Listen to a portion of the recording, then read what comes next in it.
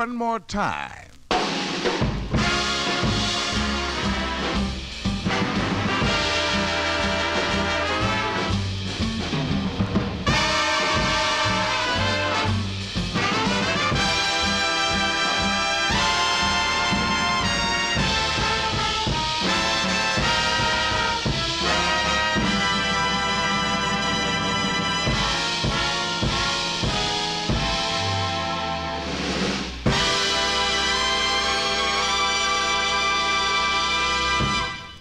Let's try it one more once.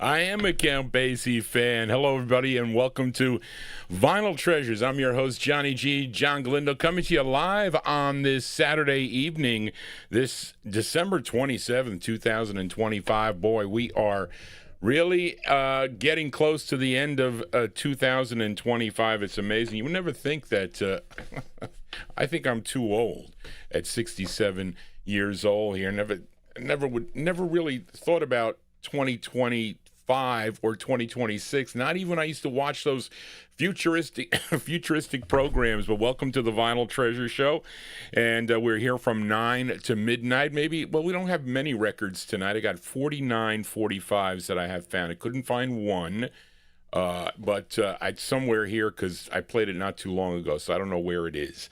But it's somewhere. But we're here on Oldies and More Radio, also live on YouTube. Want to thank everybody for being here. Hopefully everybody had a great Christmas, and we had a nice time at my sister's house. And my two nephews were sick with some kind of flu, and my niece, she had some type of sinus infection, so she didn't come. So my sister Tony was sick also. So she stayed at home. But anyway, we had a good time for the family members that were there. And it got cold, though. And then we had this snowstorm. I mean, I had to pay $230 today to get the snow shovel because I can't. Listen, I used to love to shovel snow, if anybody can really say that, because it was really good exercise to lose weight, but not anymore. But anyway, thank you all for being here. And we opened up the program, all requests tonight. I picked the vocal opener tonight. We have a Collector's Corner record, a rare record out of Syracuse, or I think it's Syracuse. Well, it's definitely upstate, okay, in New York, in the 1959 block. And the 1959 block was the biggest block for tonight, so most of your requests are in that 59 block. But we opened up from December 1955, a special request for listener Busta Bass in our YouTube chat room. And you know this band leader originally from Kansas City, Missouri. He was, but wait a minute, no. He was born, band leader Count Basie, he was born in Red Bank, New Jersey. Okay, but he had 8 releases on a Norman Granz Clef record label. And this was his 7th release. This was like a big hit for him. Okay, not nationally, but in a lot of places regionally, this was a hit for him. One of the surveys I was going to do, I forget where it was. This was I wasn't even sure I had this record, but I found it down in the basement just randomly looking for stuff, and I found it. And it's a cool tune. Count Basie and his orchestra on the Clef label from December 55. April in Paris is the name of the tune. Number 2 on WILY out of Pittsburgh, Pennsylvania, and a big number 1 record on WGTH in Hartford, Connecticut. It was big in Milwaukee. It was big in certain areas of the U.S. There you go for Busta Bass in our YouTube chat. I'm going to say hello to all the chatters. If I missed anybody, it was not intentionally. But I need to ask you to subscribe to Johnny G's Vinyl Treasure Show if you are new to this program as it continues to grow. I did something today. They said I was eligible for something. I clicked yes. I'll have to go back. I was going to send it to you, Amy. We'll talk about it a little bit later on. But let's get to the vocal portion here. And as you know, it is... It's new, well, this has to be the New Year's Eve show, but I really picked 2 New Year's Eve records. Okay, I had picked another one for me, and one I think it was Oldies Fan that picked one from the 1958 block. But I featured this on a big successful Christmas show that I had on Christmas Eve. I had the biggest crowd in my chat room. I think I had 100. Well, because they revise it to a final, and I go back and I check, there were 144 in my chat room, and I had 1,978 IP addresses come to the website on Christmas Eve. So that was a pretty big thing, but I want to thank everybody for that, and thank you for all your well wishes and your emails and your phone calls and your instant messages, and I hope everybody had a Merry Christmas here. So we're going to continue with this show. We'll see. I was deciding to go back to I'm going to go to the Relic Countdown is what I'm going to do, but we'll do that sometime in January. So that's why you need to subscribe and click that bell to get notifications. But let's open up here the vocal portion. I think I played the flip side of this for Tommy Albergo on the New Year's Eve show, this group out of Philadelphia, on the Cameo record label. And we heard Merry Christmas on Christmas Eve. The flip side is a cool New Year's Eve tune written by the lead singer of the group, his name Oscar Williams. This is from November of 1957. They were named after the label, Cameo Records. Here are the Cameos with New Year's Eve as we open up this is the last, next time I see you, this is the last Saturday show in 2025. Here we go, the Cameos. Ba ba ba ba ba.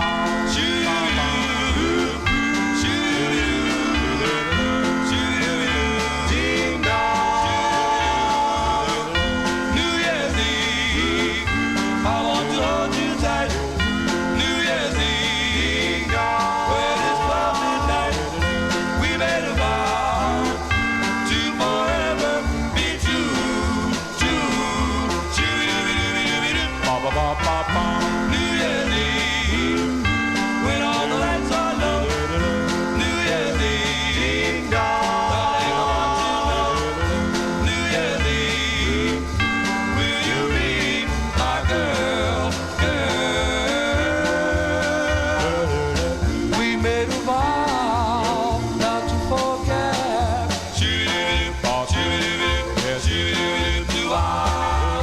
We made a vow not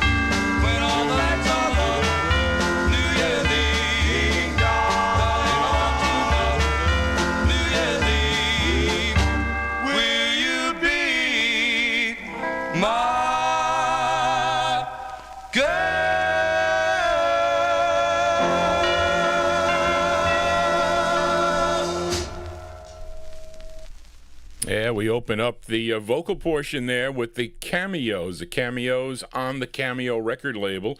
Appropriate tune for, I guess, this time of year. New Year's Eve is the name of the tune. November 1957 release. The Cameos on Cameo. Oscar Williams wrote that tune. He is the lead singer. And what did I want to say? We count down the music chronologically here on the Saturday evening show. I will be doing a New Year's Eve show, but it won't be all New Year's Eve records. It'll still be your request. That'll be the soul show. So if you're dig on soul music, you want to tune into that program, got a whole bunch of requests to get to in the upcoming year, as well as this program. And this was actually a request, a special request, this next record. I forgot about this. This is another New Year's Eve record. And anyway, this is for a listener, Casey Hines in Paris, as we start off here from November of 1949, originally for this release, but then it came out maybe a couple years later. Jerry Blaine put it out on his Jubilee 45, okay, but originally first on a 78. I don't think Jubilee was pressing 45s in 1949. It might have been just a couple years later. But of course, you know this great group out of Baltimore, Maryland. Yeah, wait a minute. It says here, first began issuing 45s in 1950. So the true first press of this is on a 78, which I do have in the collection, by the way. And but in 1950 began issuing 45s. So I have this on a 78, and here it is, the 45, their ninth release for the Jubilee record label. It features Sonny Till on lead from November 1949, going out to Casey Hines in Paris. Here are the Orioles. I guess we'll say asking the question. Johnny G is asking you the question also. What are you doing New Year's Eve? Here you go, Casey, for you. Oh, I don't want to mess that up, Johnny. See, I hit my play button too hard, and then it kind of because I don't back cue my 45s, folks. We are unprofessional here on the Vinyl Treasure Show.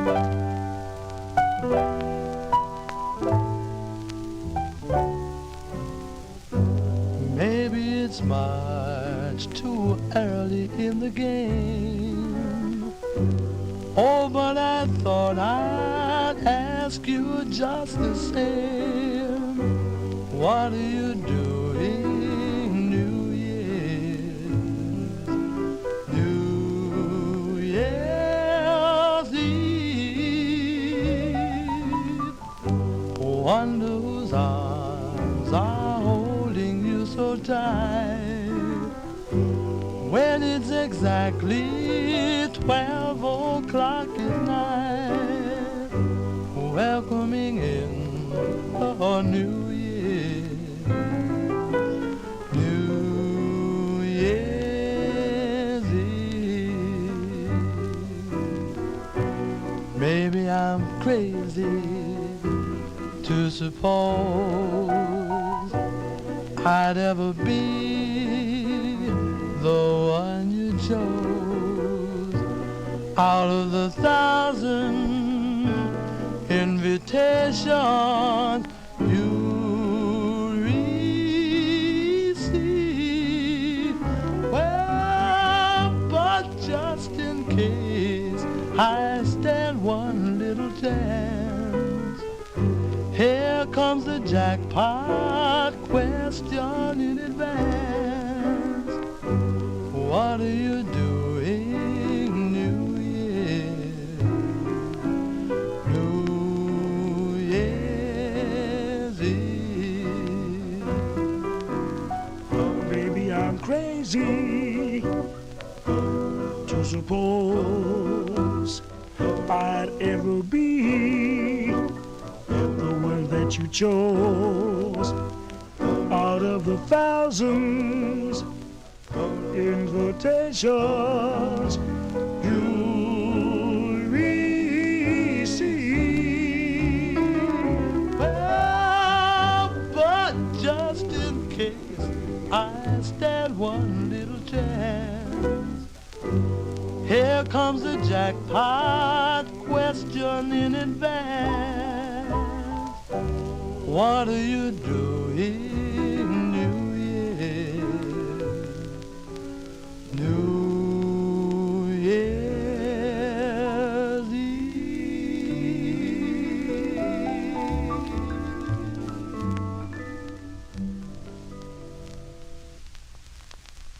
Yeah, that's the great sound of Sonny Till and the Orioles. You know, really, Sonny Till and the Orioles, a fantastic group. Really, the early collectors of rhythm and blues vocal groups. That was their top group, really. And actually, really, the Orioles kind of set the pace for all the groups that followed. They wanted to emulate the Orioles.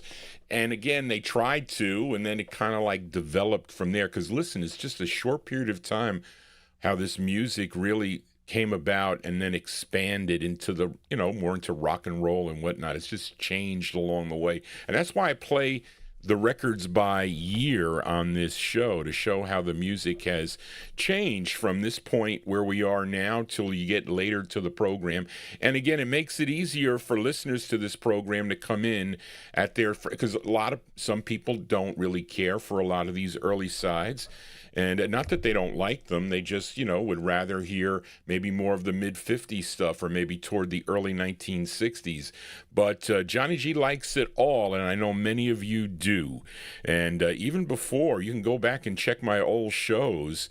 I had very few requests, if anything, so it was just records that I liked to play. So and again, but I have such great listeners, and they have such great taste. So, and many people have contacted me and say they don't hear these songs anywhere. There's only a few shows, the R&B Serenade being one, that will play this type of music also that you may not hear anywhere else. But it's Tonio's Dungeon Serenade is another one. There's other shows too around the United States, but I'm just amazed by the people. I need 2 days to catch up on emails. It's like I have no time. I'm gonna need like a personal assistant. Charlene is my admin assistant over there in another state, but I'm gonna need somebody here. Barbara won't do it.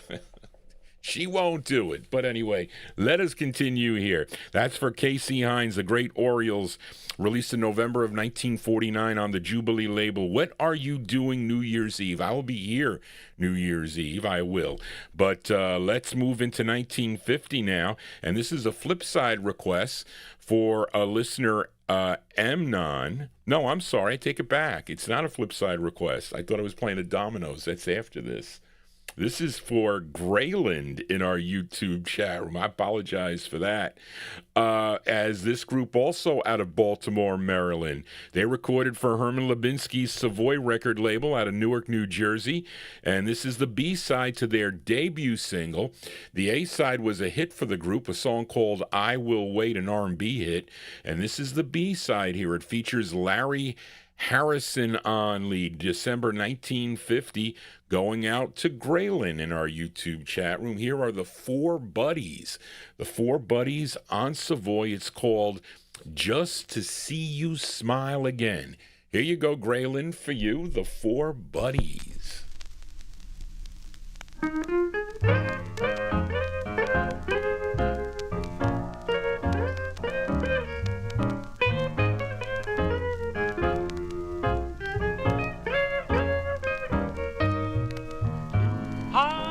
That I had $1 million. I wish that I had the world for what now wear. I'd give you anything your heart desires, just to see you smile again. I wish that I could cover you with rubies, fur coats and nylons, and all kind of jewelry. I'd build a castle made of pearls and diamonds, just to see you smile again. Please don't say no, darling.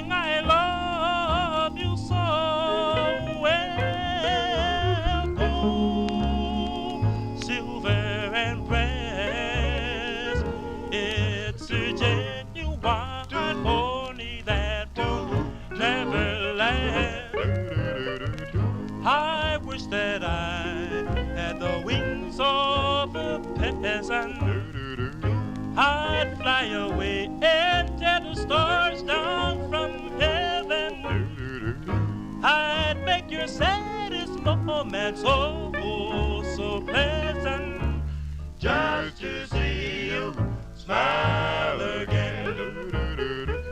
I wish that I had the wings of a peasant. I'd fly away to the stars down from heaven.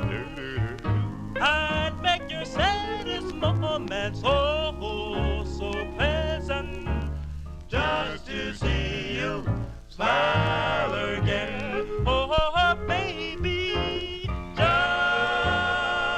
to see you smile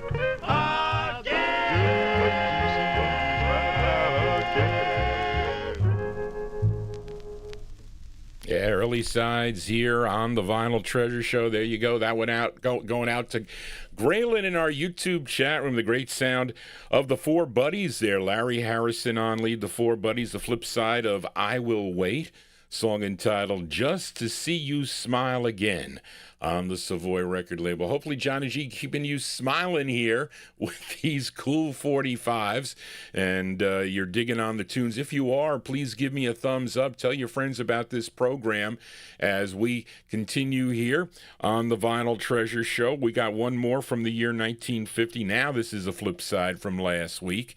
This is a request for listener M9. He requested the debut single for the Dominoes on Sid Nathan's Federal record label, featured the, I guess we'll call it the intended B-side, a song called Chicken Blues, and that featured the bass lead of Bill Brown. Now, Amnon also requested the A-side, which was a number 6 Billboard R&B hit for the group, and this features the great Clyde McPhatter on lead. Let's go to December of 1950 for Amnon, the Dominoes on the Gold Top Federal record label. It's called Do Something for Me. Here you go, Amnon, for you, the Dominoes. No greater need, and it is true, than the need I have for you. So baby, can't you see, you must do something for me. Something for me. I'll never sleep awake tonight unless you come over and treat me right. I'll be in misery till you do something for me.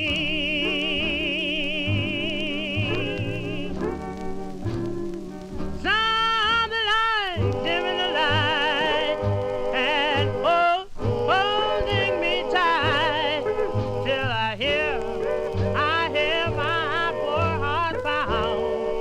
Something like teasing me, darling, no, and squeezing me till my love comes tumbling down. Give me your life, darling, give me your heart. Make me know, believe we'll never part. I'll be in misery till you do something for me. Something for me.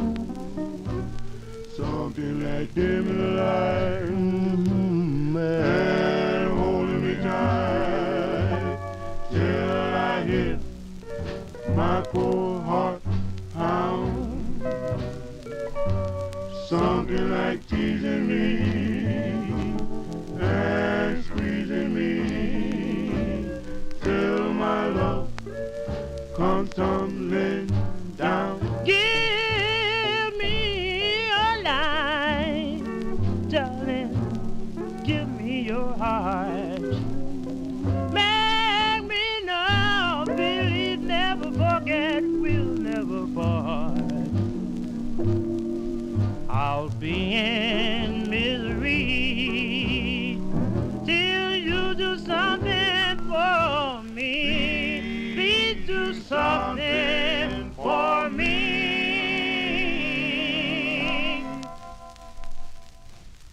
That is by request for listener Amnon. That's the sound of the Dominoes. Their debut single, that's the great Clyde McPhatter on lead. The Dominoes on the Federal record banner. Do Something for Me is the name of the tune. You can do something for Johnny G. You can subscribe to my YouTube channel. YouTube is changing everything around. They are really changing it around. I don't know what they're doing. I think they're taking some sites down. I think for those that, there are some sites that there's no activity for a number. If there's no activity, I think from the creator posting, uploads to it, they may shut it down after maybe they give it some time and whatnot. I'm telling you, there's a method to their madness. You can never figure it out. And with everything is all AI generated now. Everything. It is. So, and you can't even get anybody on the phone because a lot of you listeners, especially you new listeners that are finding out about this program, they're going to my old shows. So I'm getting copyright, they're not infringements, but they're copyright notifications that they tell me that the video will then be blocked. And I'm like, well, how could it be blocked? It's been on the site for, 15 years. So they're blocking it. So, but again, the copyright stuff changes each year. So that's what's going on. And again, copyright is a touchy situation. Like many of the creators that are on YouTube, they have talk shows. They have, show you how to do something and whatnot. And they can get a lot of clicks and a lot of likes. This show, the owners of the content enjoy it because I don't make any money on it. They do. And plus, the show is on for long periods of time. So there's a lot of people that tune into the program versus going and just listening to a 2-minute record. You're listening to the entire show. They like that there. So that's why more subscribers here. They give Johnny a little bit of leeway. They closed me down twice on that Christmas Eve show. But, of course, it posted in its entirety, so don't ask me why. But anyway, let us continue here on the Vinyltreasure show. Finally found this record for Jim Lampley. I've been looking down in the basement through my 1950s pop stuff, not only for a lot of other requests that I have featured that I haven't found yet. But I finally found this one. Actually, it was a few days ago that I found it. And this is a request for Jim Lampley in Texas as we move to March of 1952. This group originally from Indianapolis, Indiana. And you know them. They're called the Ink Spots. They go way, way back, signing with the Decca record label back in 1936. They would have 114 releases on the Decca label through 1961. And here's a tune that was first done back in 1925 by Arthur Hall on the Gennett label, a tune written by Fred Rose, and this one released in March of 1952. It features Bill Kenny on lead. This is for Jim Lampley in Texas. These are the Ink Spots on Decca. It's called Honest and Truly, the Ink Spots. Here you go, Jim, for you.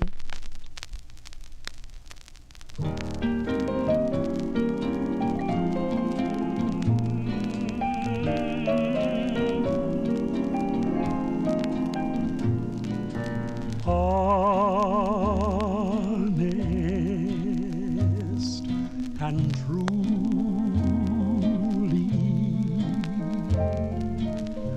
I'm in love with you.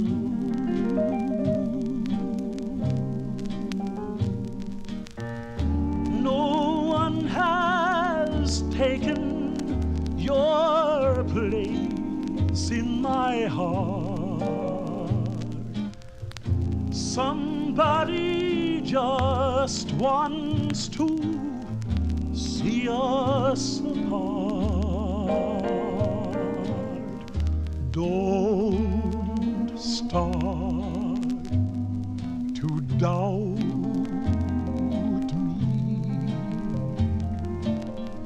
Learn more about me.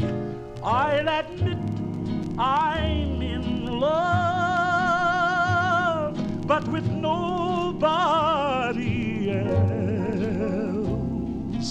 Honest and truly, it's you.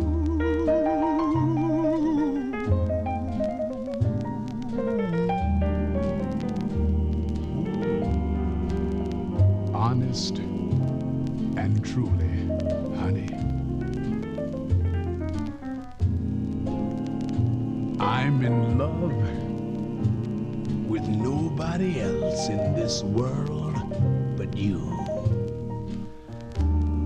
You see, no one has taken your place in my heart. Somebody, I don't know who it is, but they just want to see you and me apart. So, don't go starting to doubt me. Be fair. Just go on and learn more about me. I'll admit I'm in love, but with nobody else. Honest and truly, it's you.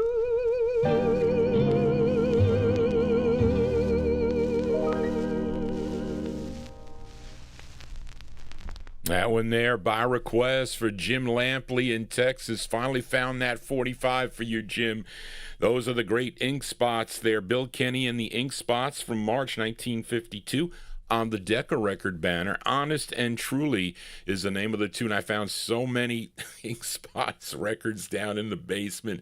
I think I was looking for a record that Frank Chingaro requested a long time ago on the Essex label. Someone by the last name of Lee, I think. I found 2 different releases by him, I think. I'm not sure. I didn't check it. But I brought it up. There were a bunch of Sarah Vaughan's there that I pulled up on the Columbia record label. There was other ones there that looked interesting. I was looking for vocal group that was on some of these MGMs. They were from 1952 or 53, whatever. But we'll see. I'll have to go through them. But let us continue here. Let's move into 1954 now. I remember buying this record a long time ago. I paid, I think it was $9 for this 45. But someone I think he was from the Boston area. He died young. It was unfortunate. He was only in his 40s, I think. He died of a massive heart attack. I think his name was Mike Michelle. Okay, so I went to a record. They used to have record shows on Friday evenings. So a bunch of there was like a little record club here in my town. And there were just a bunch of guys that we would meet at the flea market there. And they said, well, we're coming over. We're going to trade records. And I was the one that was buying up all the records there for $0.25 a piece or 50 cents a piece. So they said, there's a I think it was in Stamford, Connecticut, where I went there. And he was there, and he said, why don't you give me your name and your address, and we'll put you on a set sale list, because that's what a lot of them used to do. There was no computer at the time, so you'd get and I said, well, what is it? Is it auction? He goes, no, it's set sale. I said, it's set sale. So it's first come, first serve. I says, okay, send me the list, whatever. So this was on there for $9. And I won it. And then I found out that I didn't hear from him for a while, and I found out he suddenly passed away. But it was a number of years after that. But this is when I first started collecting. I just started my new job, was back in 1980, whatnot. So anyway, but this is a request for Bill Sheriff in our YouTube chat room as we head out to California to the Bahari Brothers RPM record label for Buddy Milton and the Twilighters, and they have 2 releases on the RPM record label, and I was looking for their first release for a long time. I really like that record too. I think I have featured it here on the program, but this is their second, and this is actually a cover tune. This song was first done by a group called the Capris on the Rage label in 1954, but they had to change their name from the Capris. and they changed it to Mel Williams and the Montclairs, and they would release it a month later. I think Decca would pick it up also for national distribution. But this is a cover of that tune from November of 1954. It's by Buddy Milton and the Twilighters, and this is on RPM, and this is a request for Bill Sheriff in our YouTube chat room. Let's give a listen to Buddy Milton and the Twilighters with their rendition of the tune, Ooh-Wah. Here you go, Bill, for you.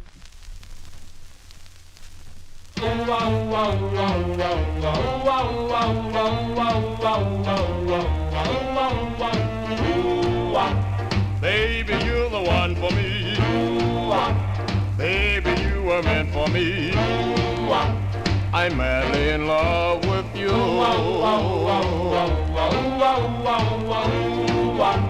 Loving you is such a treat. When you kiss, you can't be beat. Tell me that you love me too. I love the way you walk. I love the way you talk. I love the way you hold me tight. Yeah. I love the way you tease. I love the way you squeeze. I love the way you kiss goodnight. Baby, you're the one for me. You're as fine as you can be. Never, never let you go.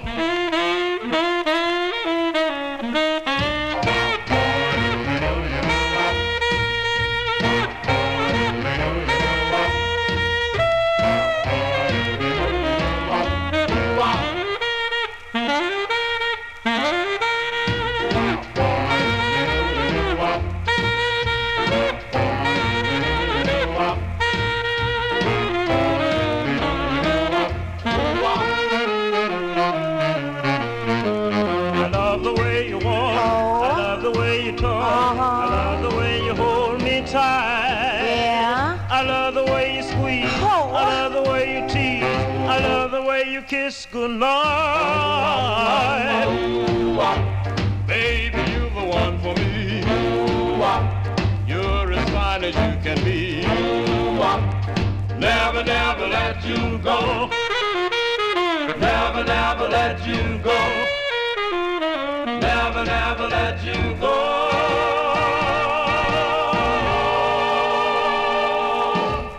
Yeah, sounds of California here on the Vinyl Treasure Show. They like that one there.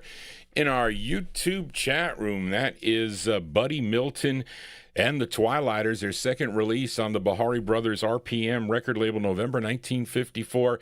Ooh-Wah is the name of the tune, and that one plays pretty nicely, too. Sometimes these RPMs, they don't play so nice, and the 78 sound better on a lot of the RPMs, but that is a nice one. Johnny G here is your disc jockey for a Saturday evening. Please consider subscribing to my YouTube channel, and if you have a request, I saw a request in there.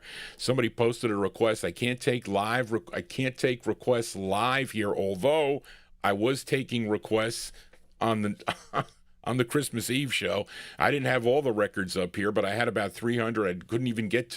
I would never get to half the records, but they were here to play, and I saw more down in the basement. But anyway, you got to email me at vinyltreasures@aol.com, and if I have the record and it fits the format of the show, I'll play it. And so I don't have everything. I have lots of things, but not everything. But let us continue. We are in the 1954 block. Let's fill a request now for listener Edmund Williams in Queens, New York. Are you working tonight, Edmund? Maybe you are, but we all know this great group out of Washington, D.C., and they recorded for the Atlantic record label. They are known as the Clovers. This is their 11th of 22 releases for the Atlantic record label. This one features Charlie White on lead. Let's go to October of 1954 for Edmund Williams. Here are the Clovers on Atlantic. It's called I Confess. Here you go for Edmund Williams, the Clovers. Boom, bill, bill, bill, boom. Bill, bill, bill, boom. Bill, bill, bill, boom. Bill, I confess, pretty baby, 'cause I'm just a fool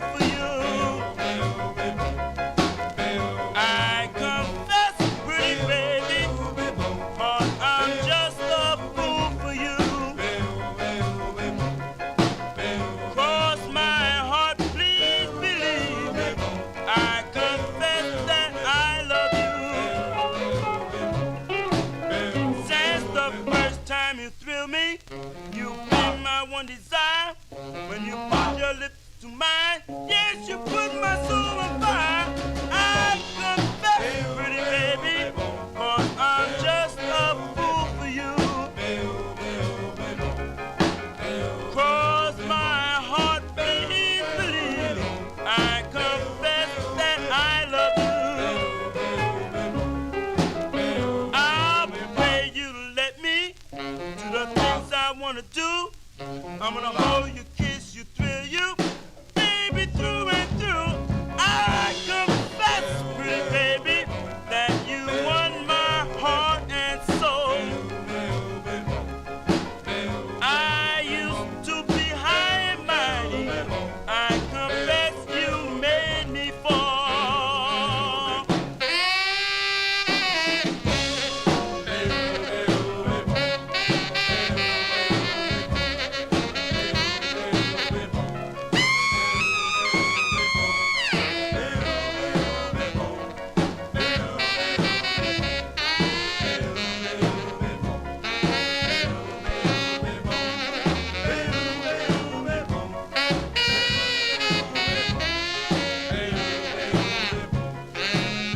Yes, I am guilty in the first degree.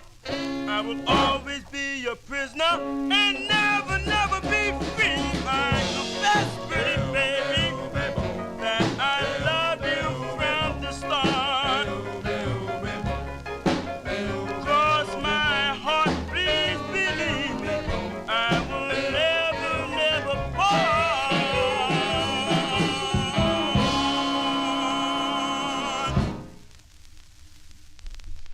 As Johnny G gets caught here.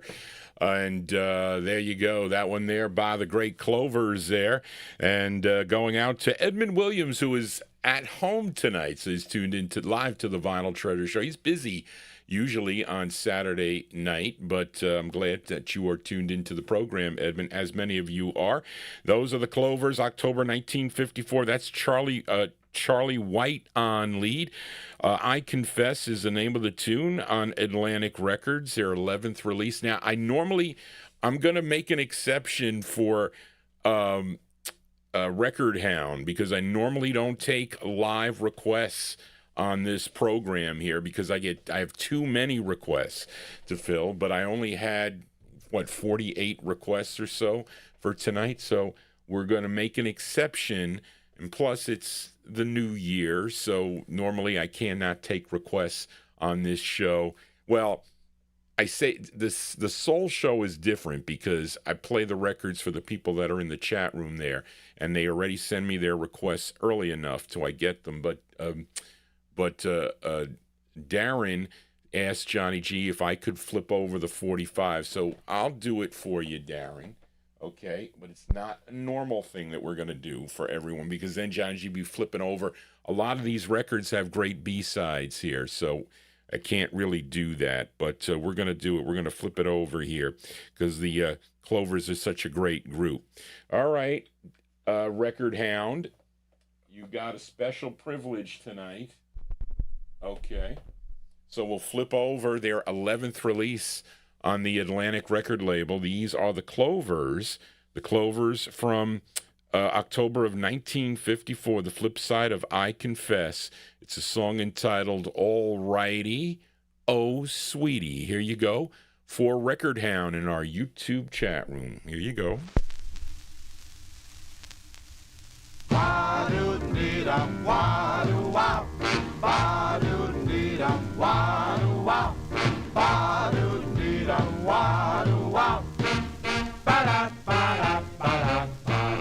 met a smooth chick. I had to move quick. I said, ooh, pretty baby, honey, you sure look fine. Hey, pretty baby. Well, tell me, darling, honey, will you be mine? She said, all righty.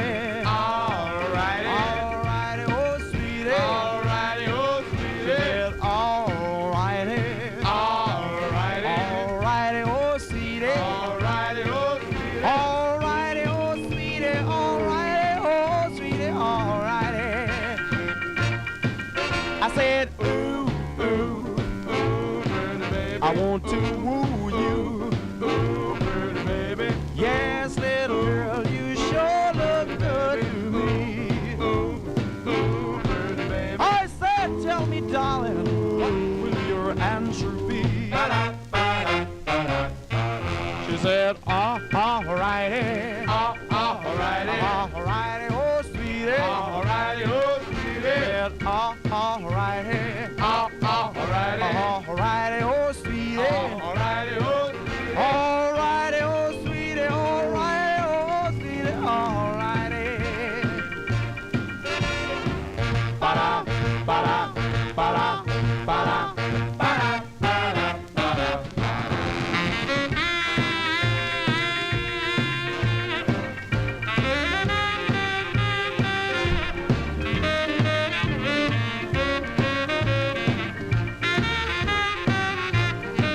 We got to hurry. We got to hurry. No need to worry. No need to worry. Let's marry, little girl. We're young and in our pride.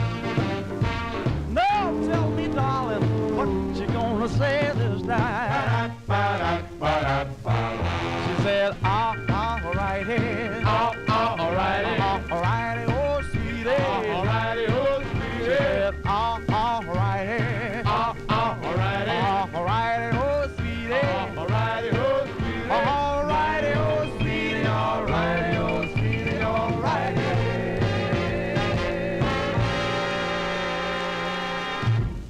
Yeah, we're gonna say a rare. it's a rare instant request. Whoops, Johnny G messing up here.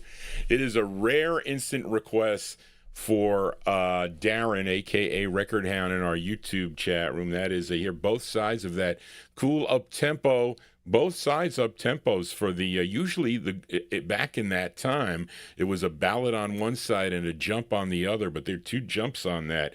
October 1954, the flip side of I Confess. I was going to say I'm Confessing.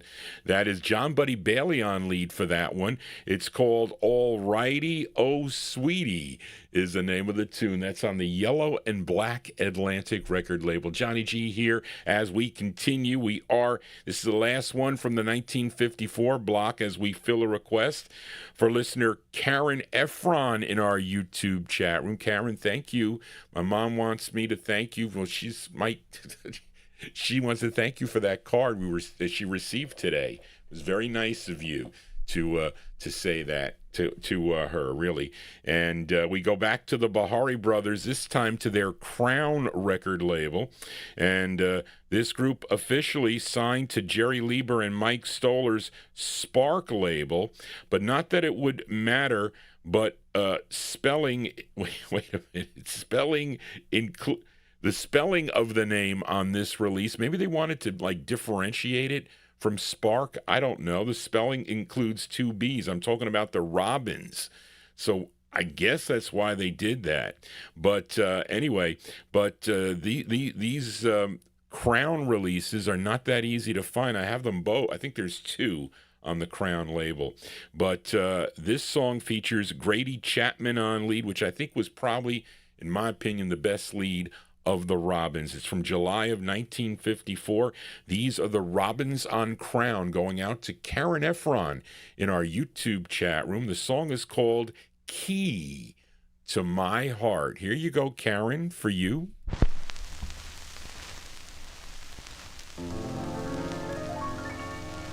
Oh, baby, You got the key. You got the key. So baby, please, I'm on my knees. you got the key to my heart, so baby, won't you treat me right? Well, your love was so crazy, I jumped up and moved you in. Well, your love was so crazy, I jumped up and moved you in. You got the key to my heart, and now all my troubles begin. Oh, baby.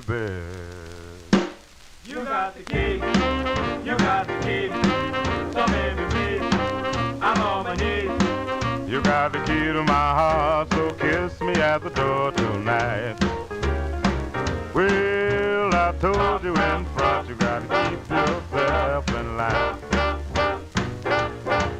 Well, I told you in front, you gotta keep yourself in line. You got a key to my house and I can't find you half the time.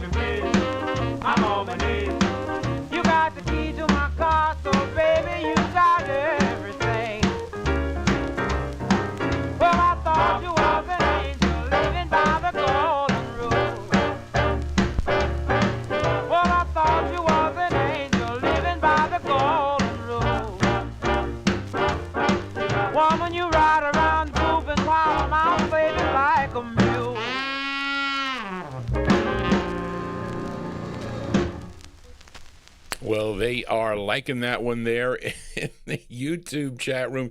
You listeners are giving Johnny G some excellent requests. I mean, I'm just happy to have the records, to be honest with you, to be able to feature them on the original vinyl there. But that's not an easy record to find. Those are the Robins there. That's the great Grady Chapman on lead.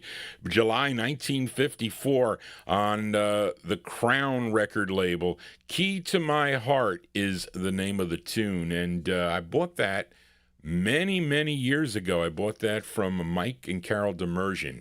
They were from Watertown. Is it Watertown, Massachusetts? I think that's what it is. And it was funny. I remember when Mike, I asked him, I said, so Mike, were you a record collector? Because he was older than me. They were an older couple. Unfortunately, they're both gone now. It was very sad what happened because Carol, his wife, I didn't even know that she passed away from breast cancer. And he was a wreck after that. He was not the same after he lost his wife. And he just... it was not good, but he said he sold all his records to Pete Yaffe. He had some rare records, he said, that he ended up selling to Pete, and when he was much younger. So he sold his records, and then he introduced me to Pete because we went to I used to go to the Connecticut show, and he said, why don't you come with us? Pete likes to have all-you-can-eat ribs. I said, well, where's all this all-you-can-eat ribs? Well, it was further down on whatever the highway was that we had to go. So I had to go a little further down to, and he was really nice. So that's how I met Pete Yaffe. And we were talking about records, and Pete's asking me about, well, what do you have in your collection? I said, well, I have some stuff. And his brother was there. And he was very nice to pay for the meal, and it was all-you-can-eat ribs, which I think he couldn't eat much later on. But then he would stop by here. He met my parents. He would stop by here when he would go to the Arbutus show, and we would talk about. He was a big New England Patriot fan. Everything Boston, he was a big fan. I was shocked when I found out that he passed away, really, because I would have asked him to come here to be a guest on the program. That would have been great. And it would have been, but it just will never materialize. But we remember Pete Yaffe. But anyway, so there you go. They like that one there in the YouTube chat room there. The Sound of the Robins with 2 B's, if you're looking for that. Their other 45 is I have it on the blue label, I think. This is a red one. Anyway, let us continue here on the Vinyl Treasure Show. We move into 1955.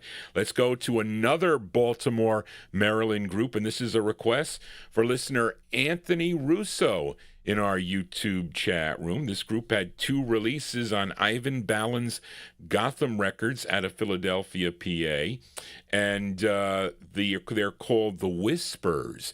Now, the lead singer of The Whispers, his name was Terry Johnson, who we recently lost, unfortunately. And, of course, he wrote this song, and, of course, he was a member of the Flamingos, and you can hear his voice on some of those Cool Flamingos hits like Lovers Never Say Goodbye, But Not For Me, Love Walked In, Beside You, When I Fall in Love, so many that when he sang with the Flamingos. But he's doing lead here with the Whispers from April 1955 on the Gotham label, going out to Anthony Russo in our YouTube chat room. The Whispers with Fool Heart. Here you go, Anthony, for you. I've got a full heart in love, and I still want the girl I love. Oh, won't you please hear my plea? Send her on to me. On to me. When a full heart feels like mine, all torn and tattered and always crying, what would you do? What would you do with a full heart in love?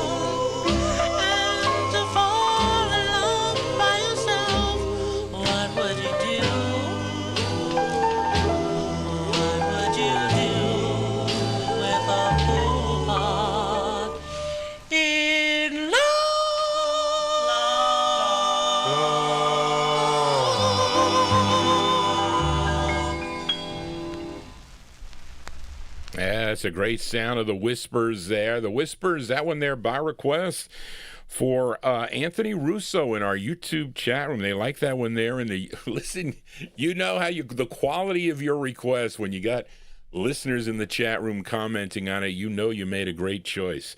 That one there from April 1955. Fool Heart is the name of that tune. Terry Johnson, the late Terry Johnson on lead. The Whispers on Gotham. Fool Heart. Marvin Pod says he was 16 years old when he recorded that tune. Thank you, Marvin, for that. As we move on here on the Vinyl Treasure Show, we are in the 1955 block. This, I messed up here. I hope I didn't print this. Oh, yeah, there we go. I was like, what did I do?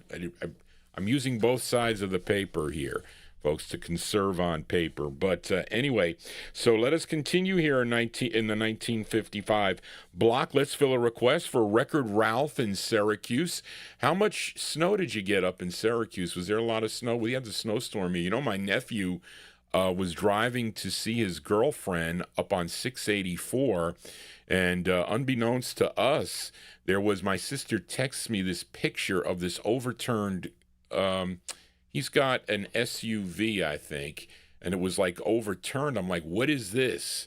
and evidently he was on his way, and she lives up north, but 684 is like, one of those, it's one of those big road. It's a big highway, but it's up in the coal parts. It's got higher elevation. So he decided, he said, this isn't good. I'm going back home. So he started to turn around to go back home. And I think when he got off one of the ramps and he just went into a skid and he couldn't get out of it. And it turned out that the car flipped over. So here it is, because it was like so fast. I was just leaving the grocery store. And then it was fine. And then by the time I got home, it was not. And I have four-wheel drive on my car. So it tipped over and he couldn't get out. The airbag went on on the passenger side, not his side. So he had to get out of the car through his sunroof. So he had to open that up and push it up, and he got out. And then I guess the EMT guys came, and they checked him out there, and they said he was okay. So he was going to have to stay there was a local hotel right there off the place, but they were booked. So there was an Uber guy standing there, and I don't know, I guess he drove him to the girlfriend's house. So it was kind of shocking, but he's okay, which is a good thing. And that brings, I only said that because Record Ralph is up in the Syracuse area there. But anyway, he requested this group. And some of the Alan Freed movies, this group performed in.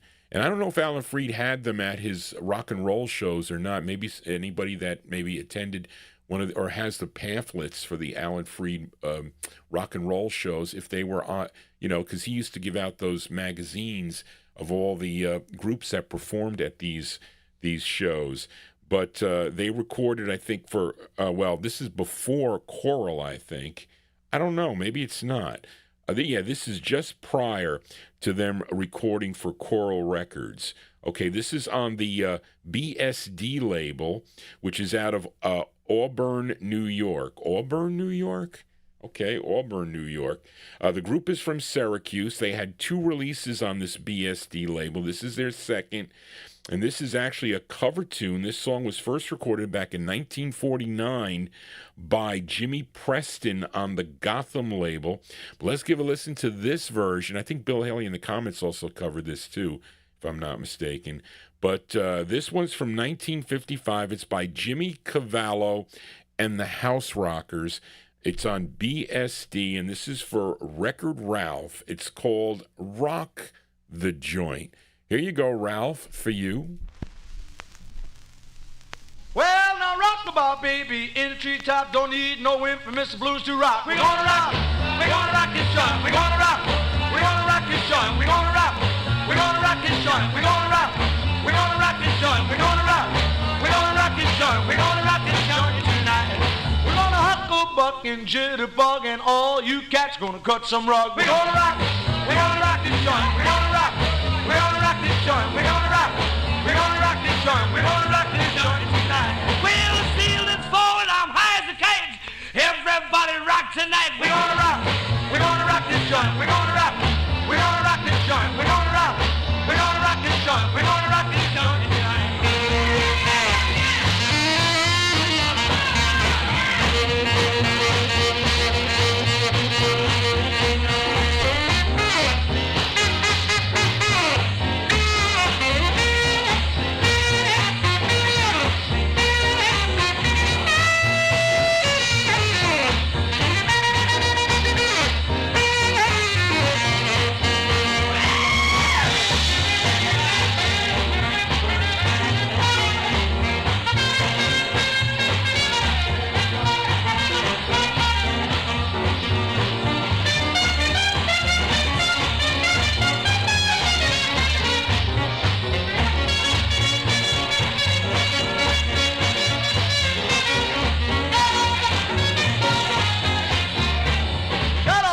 And lock all the doors, and we're gonna go till they all come at the door. We're gonna rock.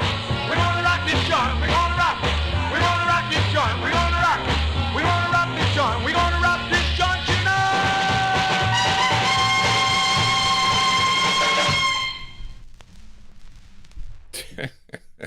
go. Don't throw your hip out on that Lindy turn there, girls or guys. But there you go, going out to Record Ralph up in Syracuse. That's Jimmy Cavalo and the House Rockers. Their second release on BSD Records from 1955. Their rendition of the tune Rock the Joint is the name of the tune. Now, it was funny because who sold me that 45 was Jerry Diaz. Sold me that 45. I guess, when he ran out of the group stuff to sell me, he ended up going to the rock and roll stuff there. But I collected that too, by the way. I did. I got other records on this label here. I just don't know what they are. I saw some cool records in my boxes today. But anyway, let us continue here. We are in the 1955 block. I played the flip side of this on the Christmas Eve show, a song called Rockin' and Rollin' with Santa Claus. And the flip side is an excellent tune also, as this group is out of Cleveland, Ohio. They ended up on this label out of Chicago. I think Ron L. is out of Chicago.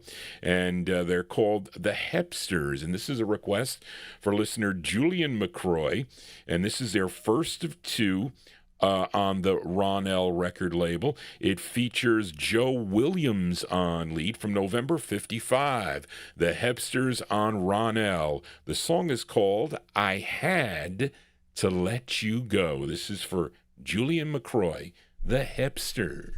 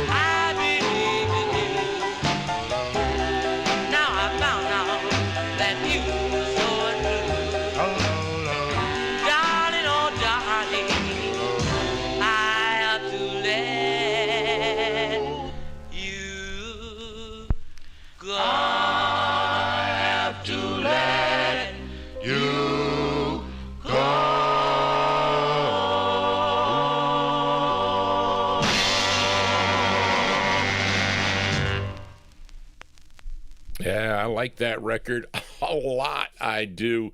I'm telling you, I had a chance to buy a red vinyl copy of that, but I didn't want to spend $5,000 on the record. I don't know anybody else who had. Well, maybe there's somebody else that has it, but Greg had that in his collection, and he said, "Johnny, you want this for $5,000?" I was like, I don't know if I can swing that for that record. I got too many others already. But maybe I should have. I don't know. Listen, it's an addiction. It is. But anyway, there you go for Julia McCroy, November 1955. The great sound of the Hipsters, their first of two on the Ronell label out of Chicago. They're originally out of Cleveland, Ohio. That is Joe Williams on lead. I Had to Let You Go is the name of the tune. That's what they told me when they fired me the first time. Did you ever get fired from your job the first time? It was like, they give you this performance thing. If they don't want you there, just tell me. I said, look, let's just cut to the chase here. Let's just say, tell me you don't want me to be there, and I'll leave. That's it. Don't go through this thing to make me give, like, all these presentations to the field here, and you don't give them to your other managers. That's what happens sometimes. It really does. But a word of advice to those of you that are in, we'll call it white-collar accounting. If you ever get the opportunities to move on to another job, you should take it all the time. You should always move up as quickly as you can. I did not do that. I had opportunities to leave a company, and I didn't do it. And I should have done it. And I was there for a long time. But anyway, so you make some mistakes. You learn from those mistakes. Johnny G here, not wanting to make any mistakes on tonight's show, but let us continue here. And we are in the 1955 block. Let's fill a request for Frank and Jerry Gingaro in our YouTube chat room. And last week I actually played a record for Frank and Jerry by the Robins called What Do You Want? And that was out on the West Coast. Here on the East Coast, there was a girl group that recorded that tune on Monty Bruce's Bruce record label. And these gals recorded as, let me see here. These gals also recorded as the Leslie Sisters, but I think this is their first single where they were known as the Debs. And this is a cover, as I mentioned, of the Robins release. This is on Monty Bruce's Bruce label. And let's see. This song, let me see.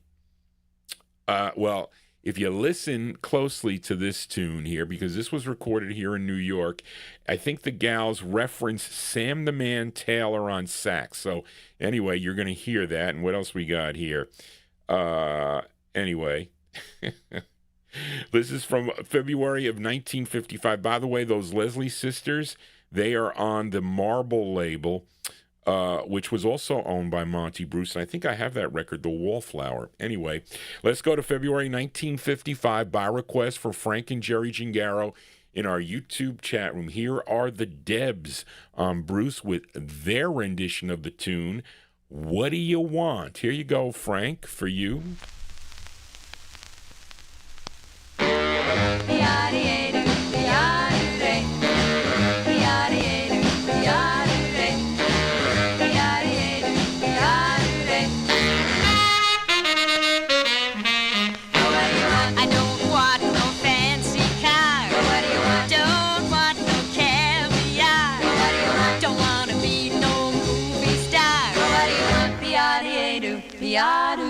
What do you want? Don't want no airplane. What do you want? Don't want no house in Spain. What do you want? Don't want to taste no pink champagne. What do you want? Be-a-dee-do, be-a-doo-day. You don't want this, you don't want that. Tell me why. You got plenty of money.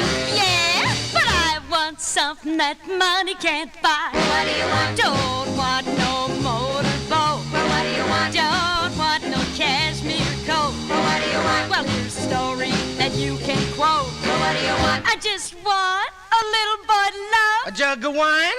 No, no, no. A silver mine? No, no, no. The moon to shine? No, no, no. Well, what do you want? Go, Sam!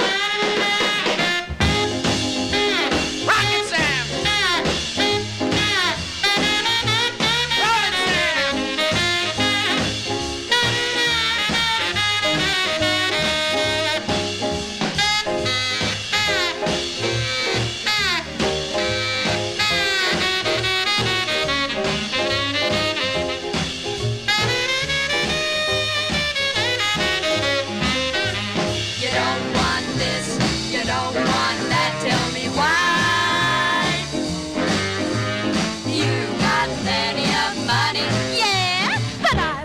something that money can't buy. What do you want? Don't want no motorboat. What do you want? Don't want no cashmere coat. What do you want? Well, here's a story that you can quote. What do you want? I just want a little Bud Love. Don't want no caviar. Don't want no fancy car. I just want a man to love. Well, what do you want? Cover tunes here on the Vinyl Treasure Show. There you go. That one there going out to Frank and Jerry Gingaro in our YouTube chat room, February 1955. That's a cover of the Robbins tune, What Do You Want? That one there on Monty Bruce's Bruce record label. And I don't know who that male voice was. Now, it couldn't be... Well, definitely couldn't be Sam the Man Taylor because he was playing the sax on that. And the guy... It was kind of like when Alan Freed says on... some of the records he has on Coral, where he yells out for the sax player to play, and he kind of like what he would say sometimes when he was playing records. You know, you would hear his like voice in the background there saying "go" and "blow" and this and that and whatnot. But anyway, that's a cool tune. February 55. I paid $3 for that. It's got a label tear there, which I'm not crazy about label tears really, but it plays decent for $3. I thought it was worth it, so I picked it up. Those are the Debs. The Debs on Bruce, What Do You Want? And that's for Frank Gingaro, who is one of the co-hosts of the R&B Serenade, Frank and Gordon Skagberg. And you can listen to the Rhythm and Blues Serenade on Sunday afternoons beginning at 3 p.m., 3 to 5, on WRHU-FM 88.7, streaming live on WRHU.org. Tomorrow, they will have John Cummins in the studio doing his Christmas, I guess we'll call it his Christmas appearance. So he'll be there. So you tune in at 3 o'clock. There might be an Islander game a little later on, but they'll be on for as long as they can. So tune in tomorrow live from 3 to 5 for the Rhythm and Blues Serenade with Frank and Gordon, and hear John Cummins with his Christmas selections. Bill Olb did a fantastic job. Great show that Bill Olb did the previous Sunday, especially those clips, those old clips. And Frank and Gordon sounded so much younger. You were so much younger, of course. And Bill didn't even sound like Bill to me. I was like, Bill, that doesn't sound like you. 1988? And then I said, well, wait a minute. I did hear this voice, but I didn't hear Bill's current voice, but I heard his past voice. Anyway, not to say, but anyway, but just great overall programs there on the R&B Serenade. Johnny G here on a Saturday, and I hope you consider subscribing to my YouTube channel. We're also live on Oldies and More. I have to thank Oldies and More for allowing me to broadcast there simultaneously. And I'll be on KKSM tomorrow morning. I don't know what show he's going to use, but he takes from my vinyltreasures.net website. Zeb will take off from that website, and he'll air a 3-hour show, or 3 hours of a show from 6 a.m. Pacific time, 6 to 9. It's also, you can hear it on the net, palomar.edu, and on KKSM, and that is a AM station, 1320 AM.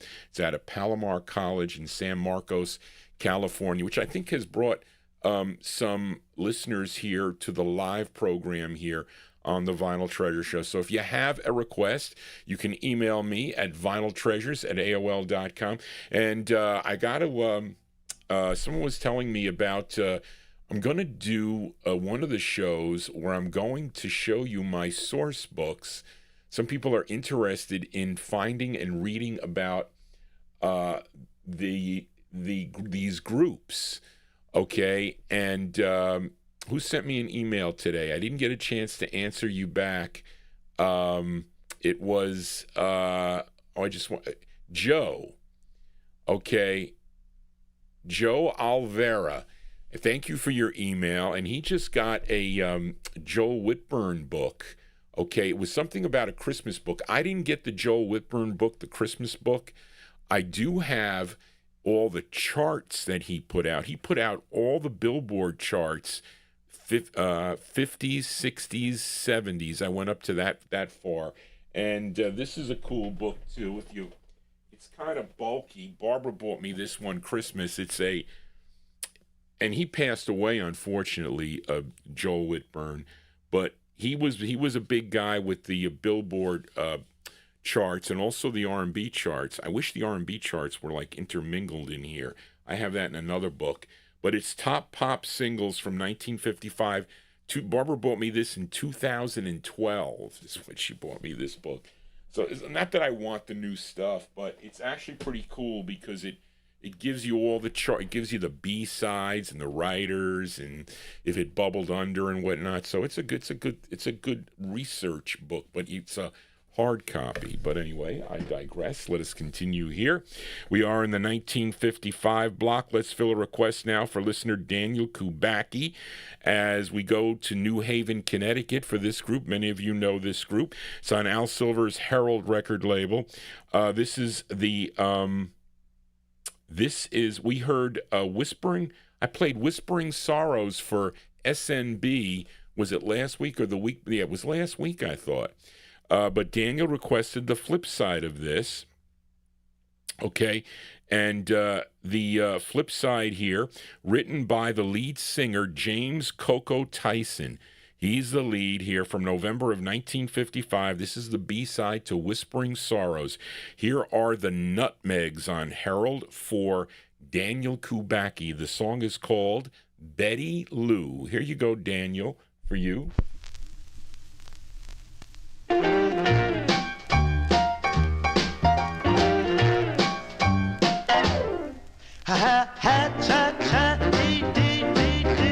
Look at what you're doing to me.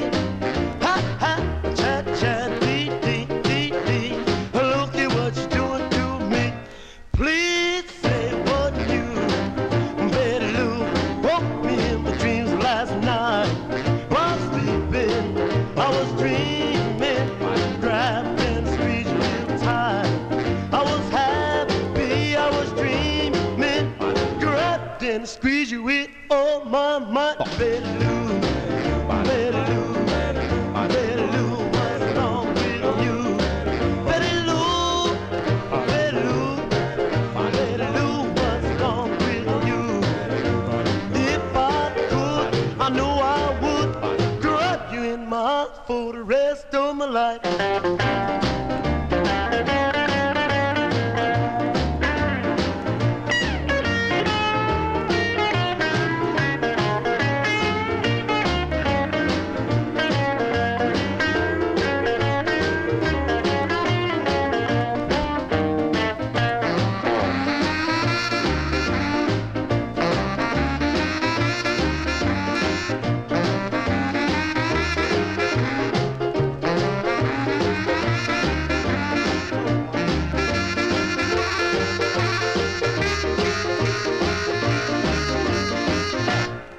Ha ha, cha cha, dee dee dee dee. Look at what you're doing to me. Ha ha, cha cha, dee dee dee dee. Look at what you're doing to me. Oh, Betty Lou, Betty Lou, oh, Betty Lou, what's wrong with you? Betty Lou, Betty Lou, oh, Betty Lou, what's wrong with you? If I could, you know I would grab you in my arms for the rest of my life. Ha ha, cha cha, dee dee dee dee. Baby, what you doing to me? Ha ha, cha cha, dee dee dee dee. Look at what you're doing to me. Ha ha, cha cha, dee dee dee dee. All right with me. Yeah, B-sides here for a Saturday evening. There you go. That one there going out to Daniel Kubacki in our YouTube chat room. That's Sound of the Nutmegs. That's not Leroy Griffin. That is James Coco Tyson on lead, November 1955. Betty Lou, that's the flip side of Whispering Sorrows that we played last week. That's on Al Silver's Herald record label. The last one here from 1955. This was kind of a big thing. 59 is the big block here.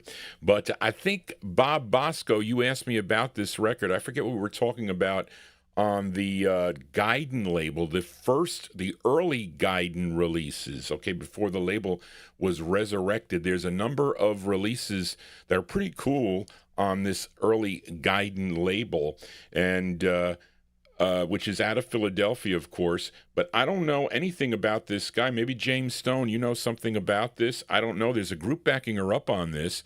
But Bob Bosco asked me if I had this 45, and I thought I wasn't sure because this part of the Gaiden label is not in the Ken Klee book. At least I didn't see it. So anyway, I was looking for another record, and this record pops up here. I'm telling you, I don't know what I find in my mess of 45. So I said, well, I got to play this, okay, for Bob. So we're going to play it.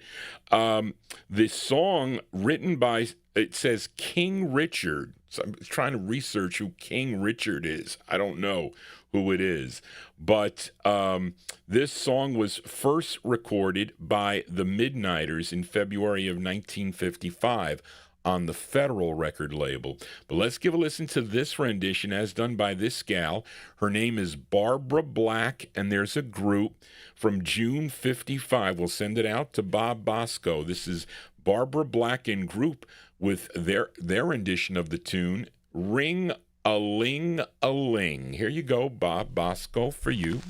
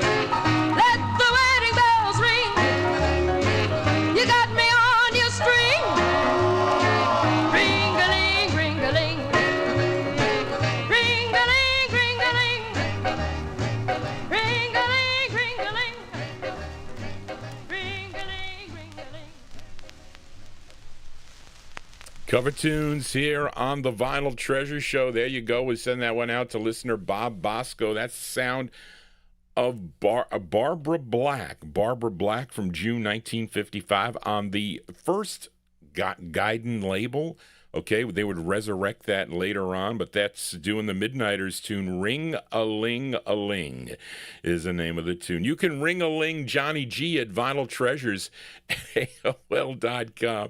And anyway, you can make a request. If I have the 45, I'll feature it. I don't have everything, like I said. I have some things, and some things I can't even find, and don't ask. But let us continue here. Let's move into 1956 now. Let's fill a request for listener Gordy Freeman in our YouTube chat. I mean, you know this group from Queens, New York. This classic song that they do. First recording for the Network record label in mid-1955. They would sign with B. Caslin's Hull label to have 4 releases. Now, Gordy requested their 3rd release. This tune written by William Henry Miller and the lead singer of the group. His name is James Shepard. Let's go to May of 1956. Classic sound by the Heartbeats on Hull Records. It's called Your Way. Here you go, Gordy, for you, the Heartbeats. You always will remember. You never will forget the one that you love yet. Now that she's gone, she's gone. You love her. I know. With a broken heart, you'll go your way, and she'll go her way.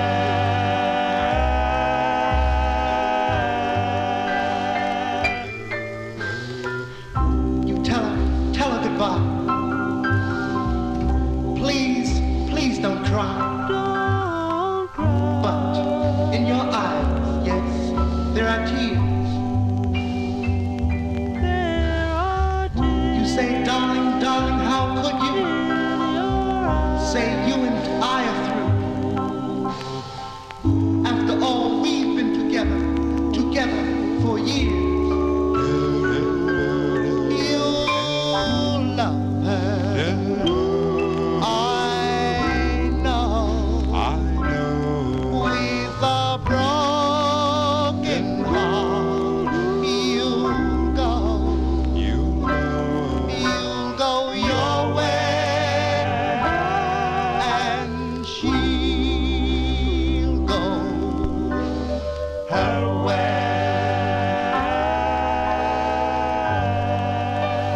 You'll go your way, and she'll go her way.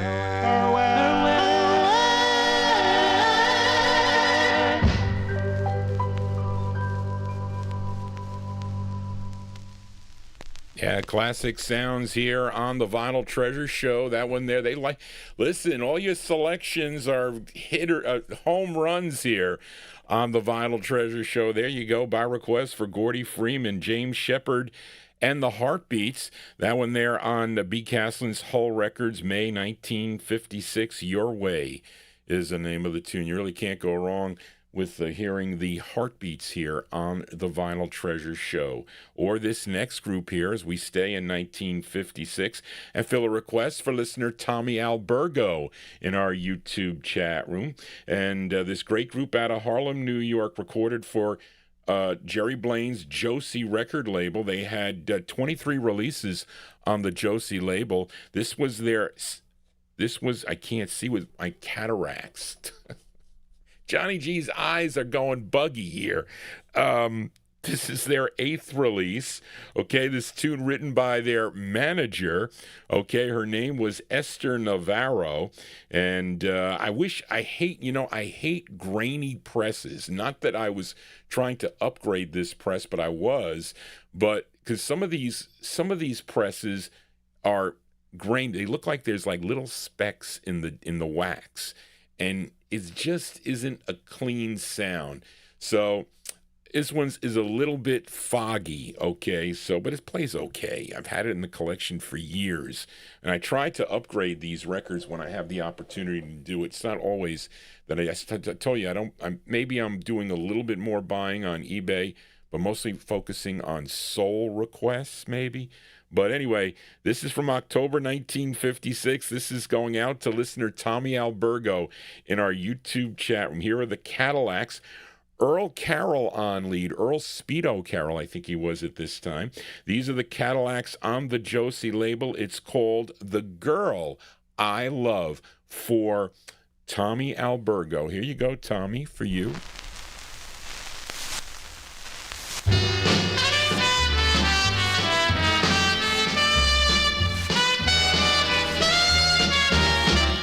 The girl I love, she's going away.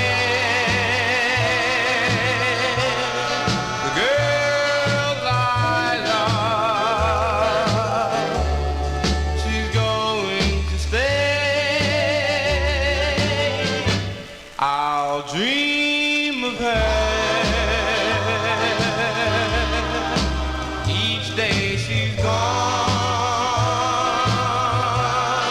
Her love was true, and I was wrong. I love her so much, it's a shame. And now she's leaving. I know I'm to blame. And this I swear by heaven above, she'll always be the girl I love.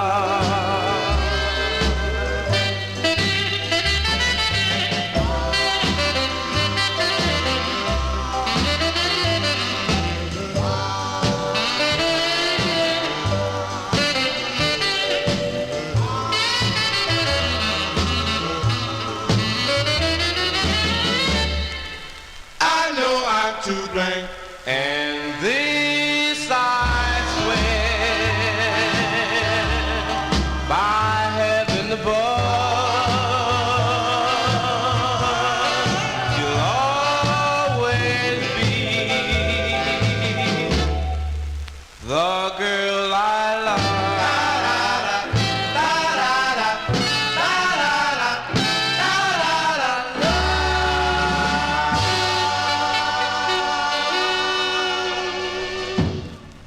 A great sound there of of the Cadillacs.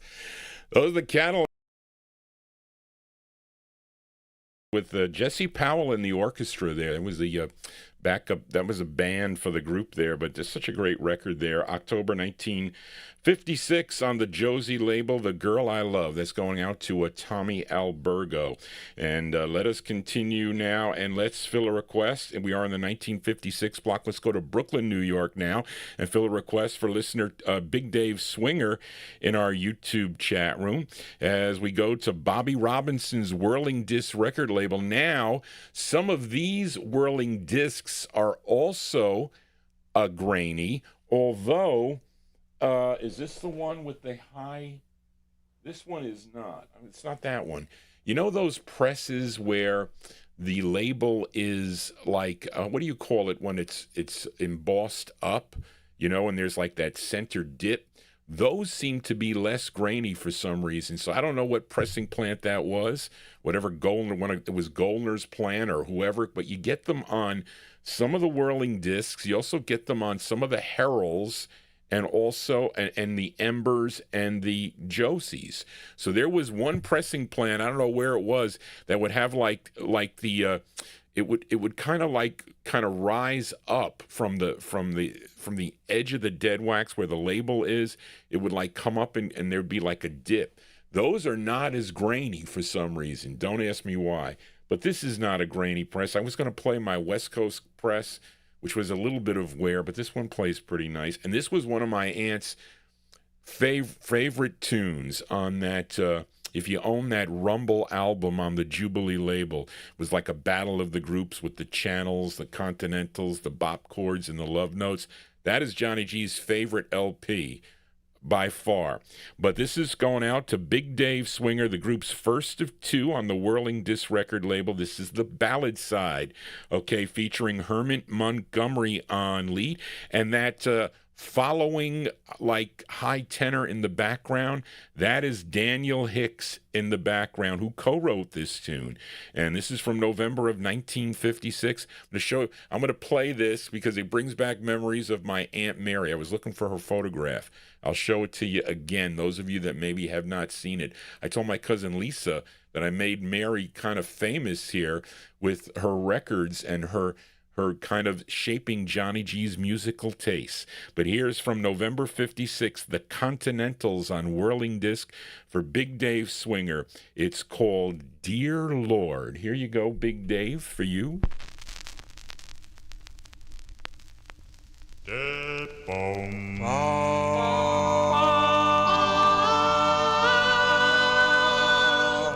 Dead bone.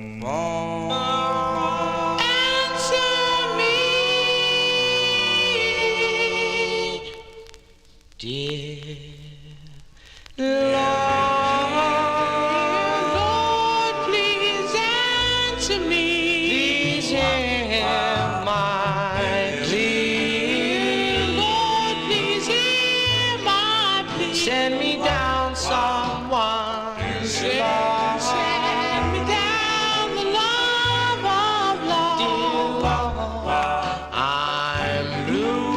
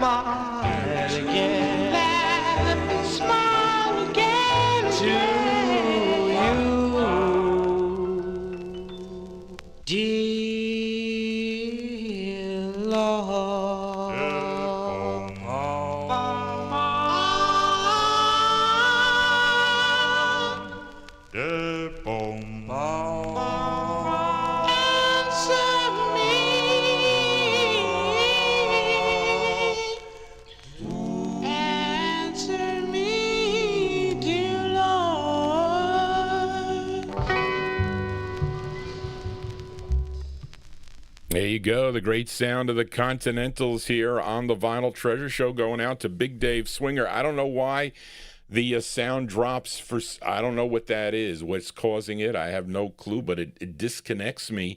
It doesn't disconnect my feed, but it disconnects my recording for the Palomar College stream. And I have to connect it. It's like a pain in the butt, but I can do that. But anyway, I showed you a picture of my aunt, probably about that time when she bought that record. Probably. No, that was later. That was she bought that LP in Masters Department Store, probably 1961. That album came out in 59, I think, originally on the Blue Jubilee label. She had the multicolor teeth Jubilee for that LP. But anyway, there you go for Big Dave Swinger, the great sound of the Continentals from November 56, Dear Lord, on Whirling Disc Records. Let's stay in 1956. Let's fill a request now for Gary McClendon in our YouTube chat room. Now, this happens to be one of my favorite songs by this great group out of Chicago, Illinois. They recorded for Vivian Carter's VJ label. Now, this is the B-side to their 5th release for VJ Records. They recorded this tune on June 8th of 1955, but it was not released until March of 56. And it features Perkle Lee Moses on lead. This is with Al Smith and his orchestra. This is from March 1956. Let's give a listen to the Eldorados. The Eldorados on VJ Records for Gary McClendon in our YouTube chat room. It's called Now That You've Gone. The Eldorados. I like this.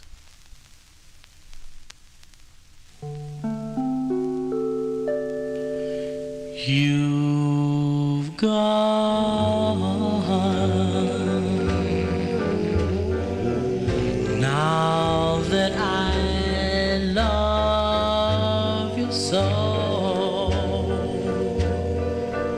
Oh, darling, why did you go?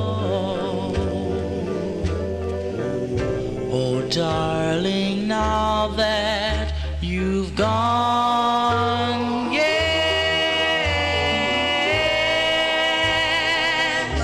you've gone, yes, you're gone. Now that my heart beats for you, why do you want somebody new? Oh, darling, now that you've gone, yes,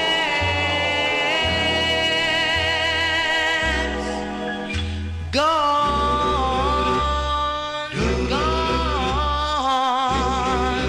just when I want you near, but since you've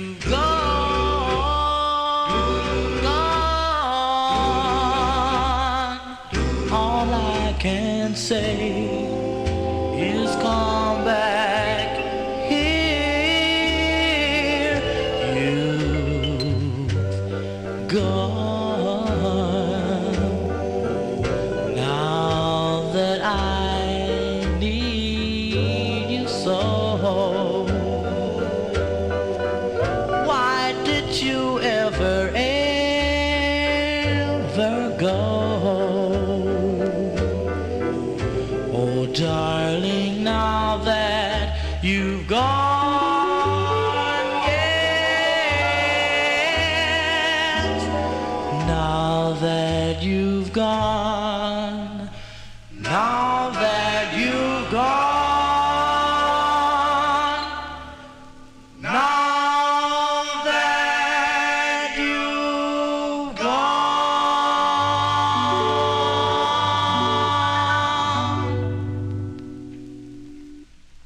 a great sound there of the Dorados, Perkle Lee Moses on lead. That is my favorite Dorados tune. They have a lot of great records that they do, the Dorados. But I like that one, that ballad there. That one there going out to Gary McClendon in our YouTube chat room. Those are the Dorados from March 56 on VJ. Now That You've Gone is the name of the tune. The flip side here is a song called Rock and Roll Is For Me. But I dig that ballad a lot. Johnny G is your disc jockey for a Saturday evening right here on Oldies and More Radio, also live on the YouTube stream. If you are digging this tune, this show, please give Johnny G a thumbs up. Also, consider subscribing to my YouTube channel. As the more subscribers I have, the copyright police, they stay away. They shut me down on Christmas Eve twice. Once on Jingle Bells by Booker T and the MGs. What was the other one? It was right before I played Winter Wonderland by Darlene Love, whatever that song was. But that was just it. They've had it after that. But you can always go back and see the archive there. But they kept the archive up in its entirety with the chat. But let us continue here. And let's fill a request now for Delwood Jeff, as he requested this singer born in Pocahontas, Arkansas. Where is Pocahontas, Arkansas? I don't know where that is. Okay, recording for Sam Phillips' Sun Records out of Memphis, Tennessee. He had 7 releases on the Sun record label. This was his third, okay, and the I guess, Charlene, this is the house band. They're called the Little Green Men. That is the house band backing them up. Okay, and his name is Billy Lee Riley, and he's doing a cover of the Billy the Kid Emerson tune that was released in 1955, which I have played on this show on the Sun label, who also wrote the tune. Okay, and it says here that Emerson derived this song from a cheerleader's chant called saying, "Our team is red hot." Okay, well, that's pretty cool. Was there a candy that was called Red Hots or something? They were like little red candies that is that like cinnamon, burning cinnamon? I don't know. I'm just saying it because it's just as a memory thing from being at a movie. I didn't buy Juicy Fruits and all that, but I bought those Red Hots. But anyway, now his name is Billy Lee Riley. Now he's on guitar. The other guitarist, and if this is not right, Big Dave Swinger, tell me. Roland James, he's also on guitar. J.M. Van Eaton on drums. Marvin Pepper on the bass. And Jimmy Wilson on piano. Those are the Little Green Men. Let's go to September of 1957 by request for Delwood Jeff. Billy Lee Riley on Sun and his rendition of the tune Red Hot. Here you go, Jeff, for you. My gal is red hot. Your gal ain't doodless. Yeah! My gal is red hot. Your gal ain't doodless. Well, she ain't got no money, but man, she's really got a lot.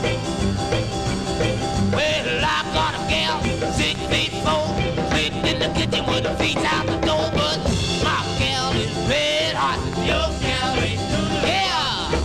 My gal is red hot. Your gal ain't doodless. Well, she ain't got no money, but man, she's really got a lot.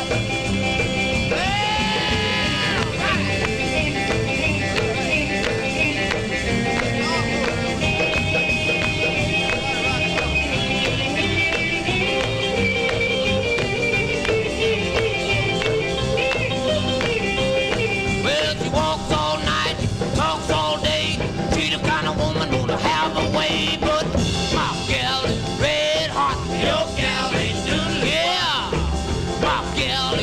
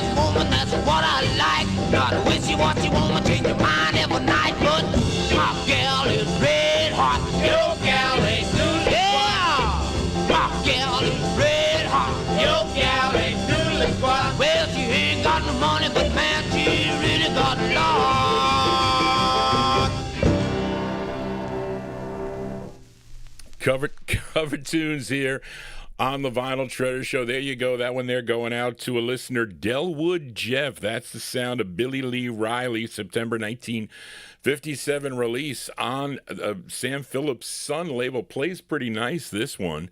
And I don't know where I got this. I think I got this from Doug Hanners on a set sale. Remember, Johnny G's collecting thousands of labels, so I would just go and get the any label that I was missing, and if the price was reasonable, I bought it. But anyway, there you go. Billy Lee Riley on Sun Records.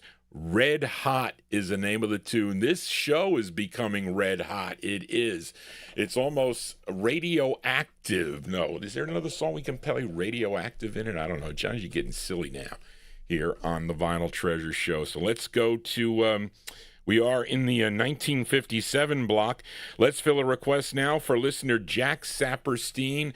And Jack, thank you for your phone call. Always great to talk to Jack as we go to, probably we can call this a Collector's Corner 45 here, because this group is from Cleveland, Ohio, and they recorded for the Small Tress label, which was out of Flemington, New Jersey.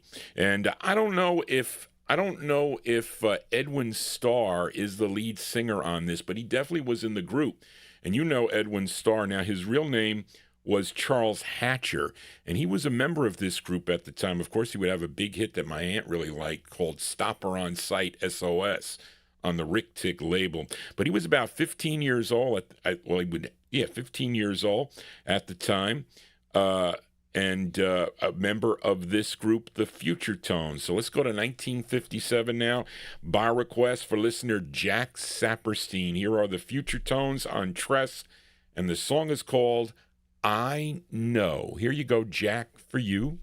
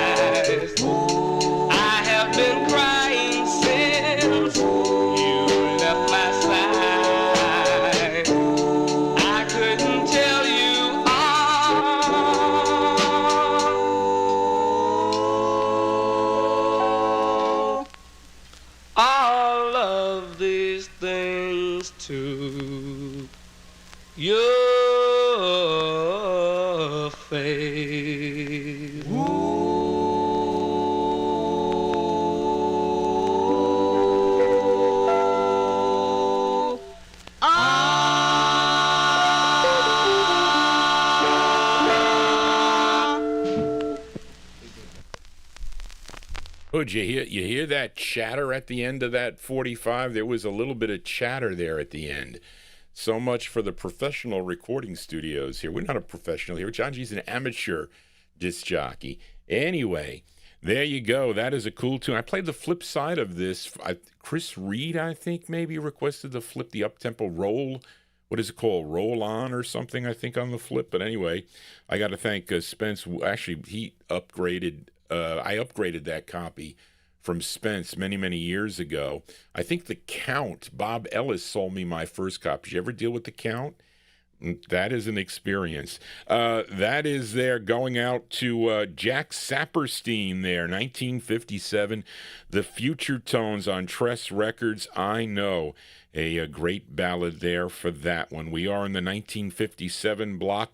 Let's fill a request for Simon Hayton in Kidwelly, Wales, and he wants to send this tune out to his caregiver, Julie. And you all know this group out of Cincinnati, Ohio, recorded for Sid Nathan's Deluxe record label, and they are doing a cover here. We're playing lots of covers tonight. That's not the way I planned it. It's the way you guys and gals requested it. And I'm sure many of you remember a song done by the Crescendos, released in November of 1957 on the NASCO label called Oh Julie. Okay. Tune written by Kenneth Moffett. And Noel Ball, but Otis Williams and the Charms also covered it. And this came out in December of 1957. This was their 29th release on Sid Nathan's Deluxe label. From December 57, this is by request for Simon in the UK, sending it out to his caregiver, Julie. These are Otis Williams and his Charms on Deluxe, and it's called Oh Julie. Here you go, Simon, for you. Oh, Julie,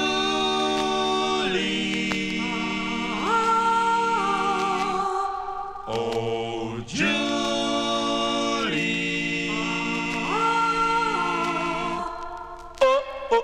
oh, Julie, you'll never know how I love you.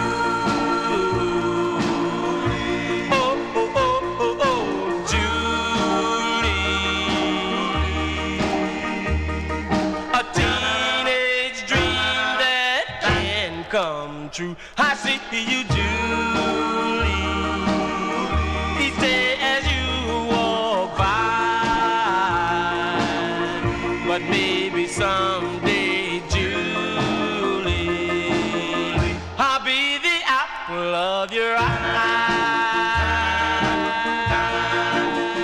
Although you're older than me, it makes no difference, you see, as you are my shining star. You've heard a passion for love and jealousy, my dove. Well, that's the way I feel about you. I need you, Julie. You never know how my heart yearns. Oh, please, please help me. My love just burns and burns. But someday, Julie, when I'm as old as you, I'll take you, Julie, and make my dreams come true.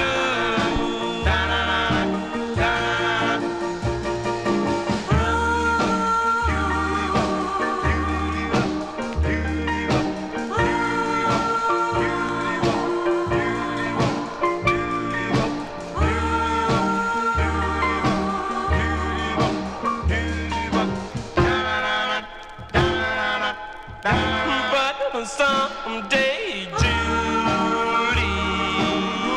when I'm as old as you,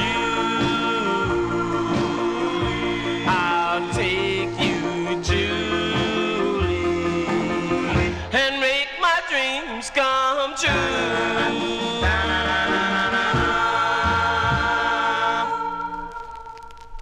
Cover tunes here on the Vinyl Treasure Show. Lots of cover tunes tonight. But listen, They sound good. That's Otis Williams and his Charms there, December 1957. Sid Nathan's deluxe record banner. His rendition of the tune Oh Julie is the name of the tune. A big, big hit for the Crescendos. They had a big hit on the NASCO record label. Let us now continue. Let's go to this request for James Stone. This group originally, well, I don't know if they are, were there any original members left on the Charioteers by the time October of 1957 rolled around? I don't know, but this is a request for listener James Stone. This is on the MGM record label. And I know Charlene's got Herbert Dickerson is the lead on this, so I don't know if that is the case. But anyway, maybe you guys may know. But let's give it a spin here. October 57, the Charioteers on MGM for James Stone in our YouTube chat room. It's called I Didn't Mean to Be Mean to You. Here you go, the Charioteers for James Stone. Here you go, James, for you. Please stop your sighing. Don't shed a tear, for I am the one to be crying. Just listen to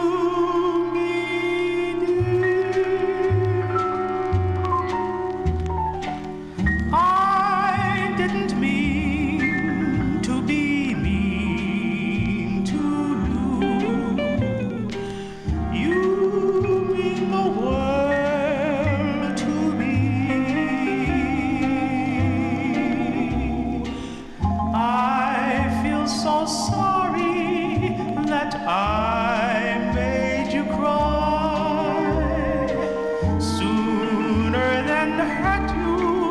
Why, I'd rather die. Just blame it on someone who didn't know. I've learned my lesson, you'll see.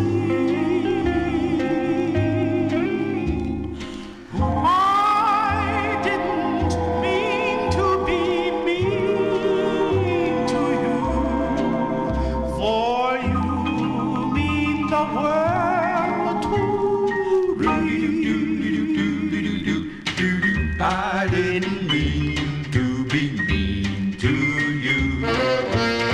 You mean the world to me.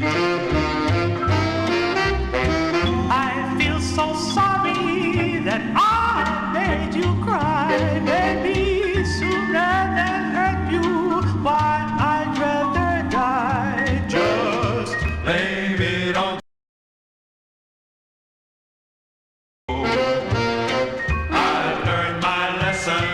You'll see. I didn't mean to be mean to you. For you mean the world. You mean the world. You mean the world to me.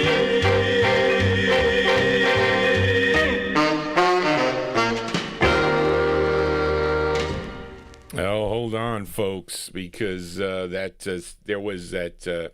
Oh man, I'm telling you, I don't know what is. Hold on, I gotta shut this down. Something.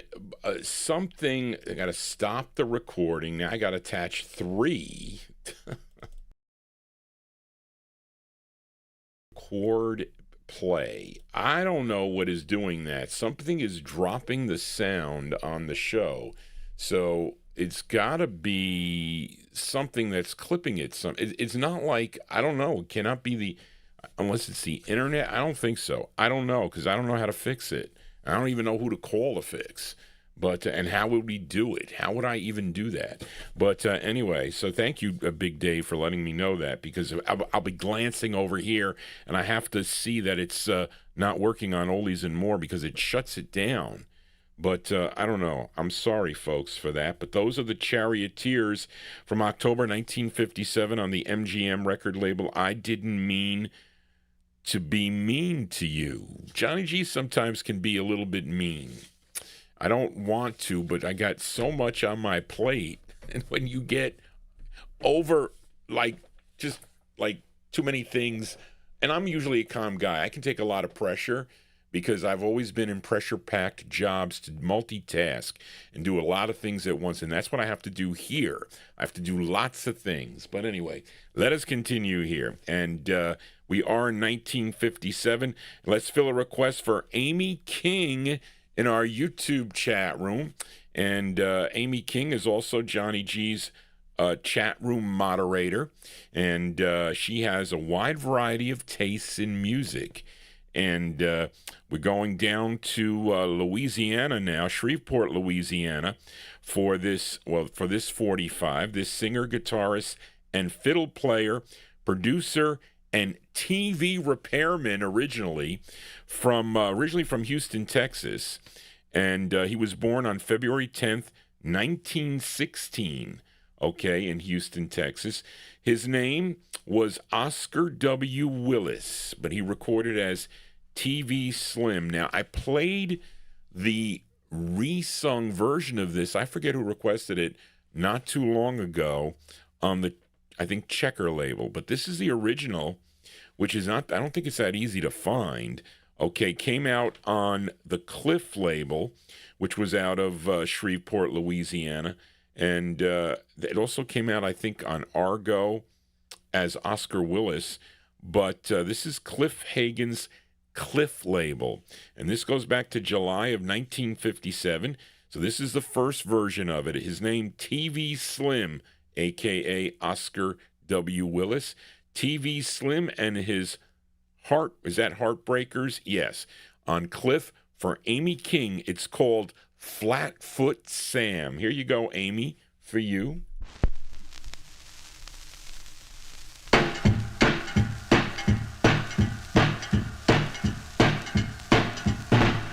Sam bought an automobile, no money down, it was a real good deal. He didn't want to wait, just ride around town. The finance company put his feet on the ground. Oh, Flatfoot Sam, you're always in a jam. Flatfoot Sam, you're always in a jam. Flatfoot Sam stole a $10 bill. He told the judge he did it for a thrill. He got 60 days, spend it fine. Thank the judge for being so kind. Oh, Flatfoot Sam, you're always in a jam. Flatfoot Sam went and got him a job. Very same day the place got robbed. Cats got away, they couldn't be found. They take it on Sam and they carried him down. Oh, Flatfoot Sam, you're always in a jam.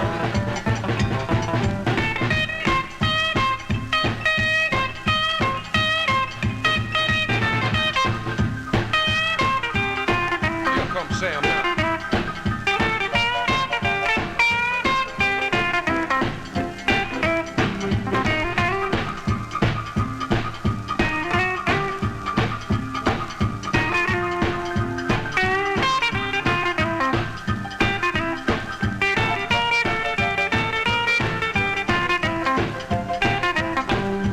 Flatfoot Sam playing a chuck-a-luck game. Dice got switched, Sam got the blame. He pulled a gun, shot out the lights. Everybody hollered, run for your life. Oh, Flatfoot Sam, you're always in a jam. Flatfoot Sam went on a spree, married a girl weighed 603. Spent all his money, sold all his land. The next thing she did, she got another man. Oh, Flatfoot Sam, you're always in a jam.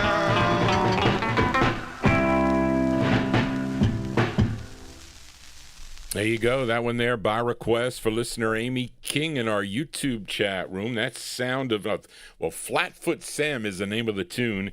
And that one there featuring TV Slim and his Heartbreakers from July of 1957. And Flatfoot Sam is the name of the tune. And Big Dave Swinger says that the This is the side that was released also on the Checker label. It's just hard to get on this Cliff label, and the reissue on Argo is the resung version with Paul Gayton and his band there. But anyway, there you go, Amy, for you as we continue here on a Saturday. Hope you're digging on the tunes. If you are, please give Johnny G a thumbs up and consider subscribing to my YouTube channel as we are in the 1957 block. I had to add this song because I like this record. I do. We heard from this group from Queens earlier tonight, but and it's not really New Year's Eve, but this is the next time I see you on this show, it will be next year already. So we had a couple New Year's Eve tunes to open up the program. Here is another one here, and but really I could listen to this song anytime. I have a nice white promo of this too. This is on George Goldner's G record label. Again, written by William Henry Miller and the lead singer, James Shepard. The Heartbeats return here to the Vinyl Treasure Show, December 1957, with the sound of the season. The Heartbeats on G. It's called After New Year's Eve. Here we go. The Heartbeats. New Year's Eve is over. I had a nice time. I'm with my baby now, and everything's fine. Did you have a ball on New Year's Eve?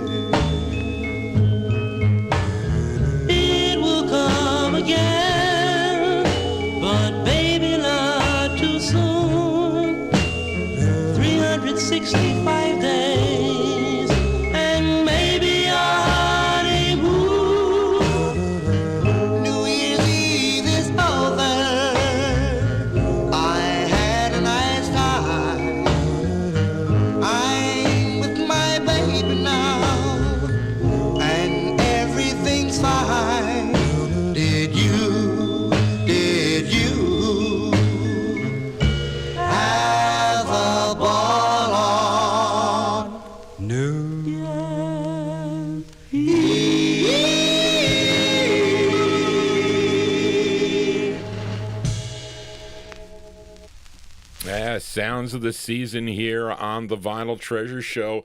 Imagine listening to that back in 1957. That was all the music you can hear. I mean, Johnny G would probably be at the record store every day, buying records every day. But I wouldn't have any money. I'd have to ask my father, can you lend me $10? I want to go get, how many records can I get? They were, 79 cents at the time?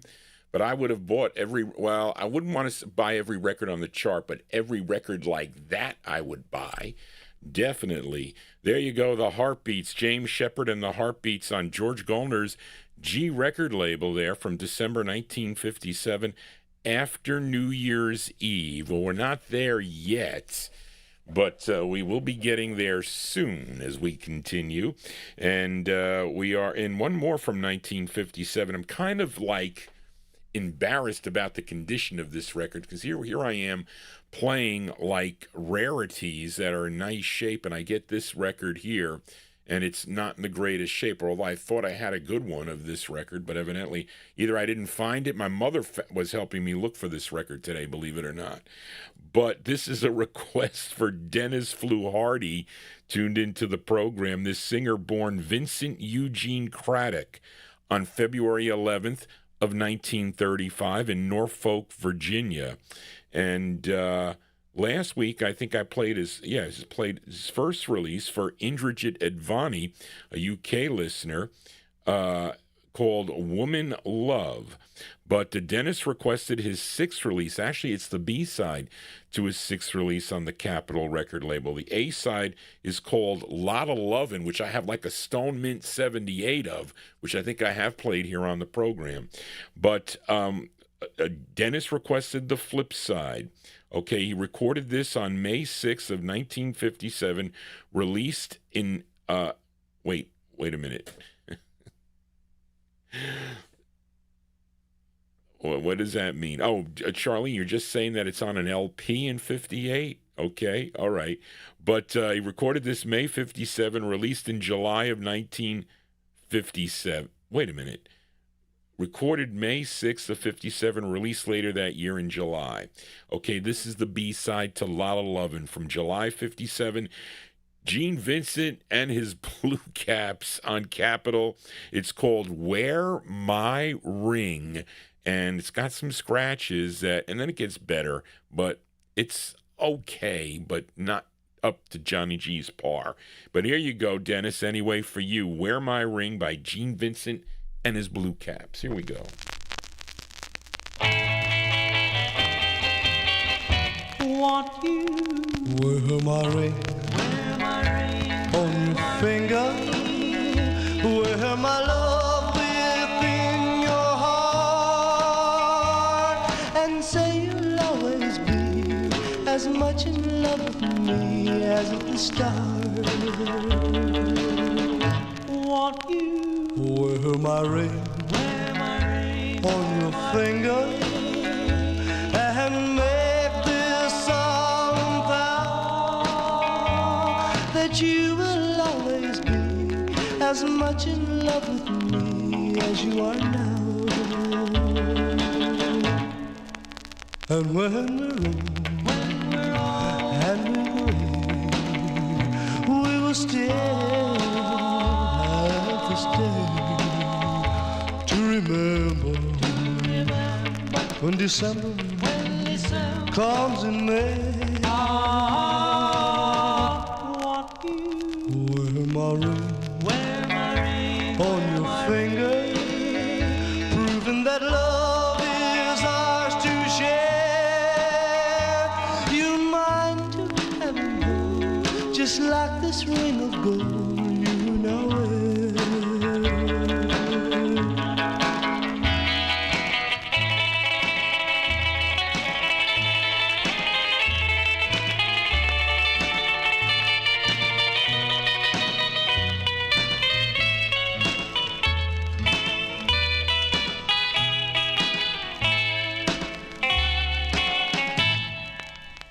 And when we're old and we're gray, we will still have to stay to remember when December comes in May.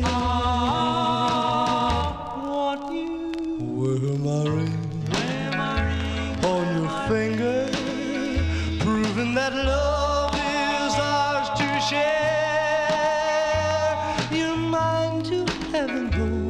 Just like this ring of gold, you know it.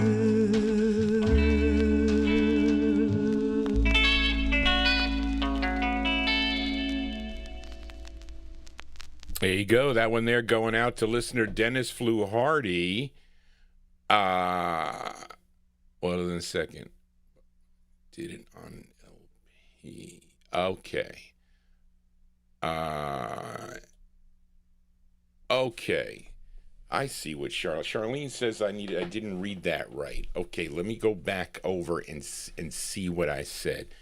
But anyway, the copyright police came out on that record, by the way. So I wonder why. But there you go. That one there for listener Dennis Fluharty. That is Gene Vincent and his Blue Caps, July 57 on the Capitol record label. So let me see what it says here. It says, Dennis requested his 6th release on the Capitol label, a tune written by Bobby Darin and Don Kirshner.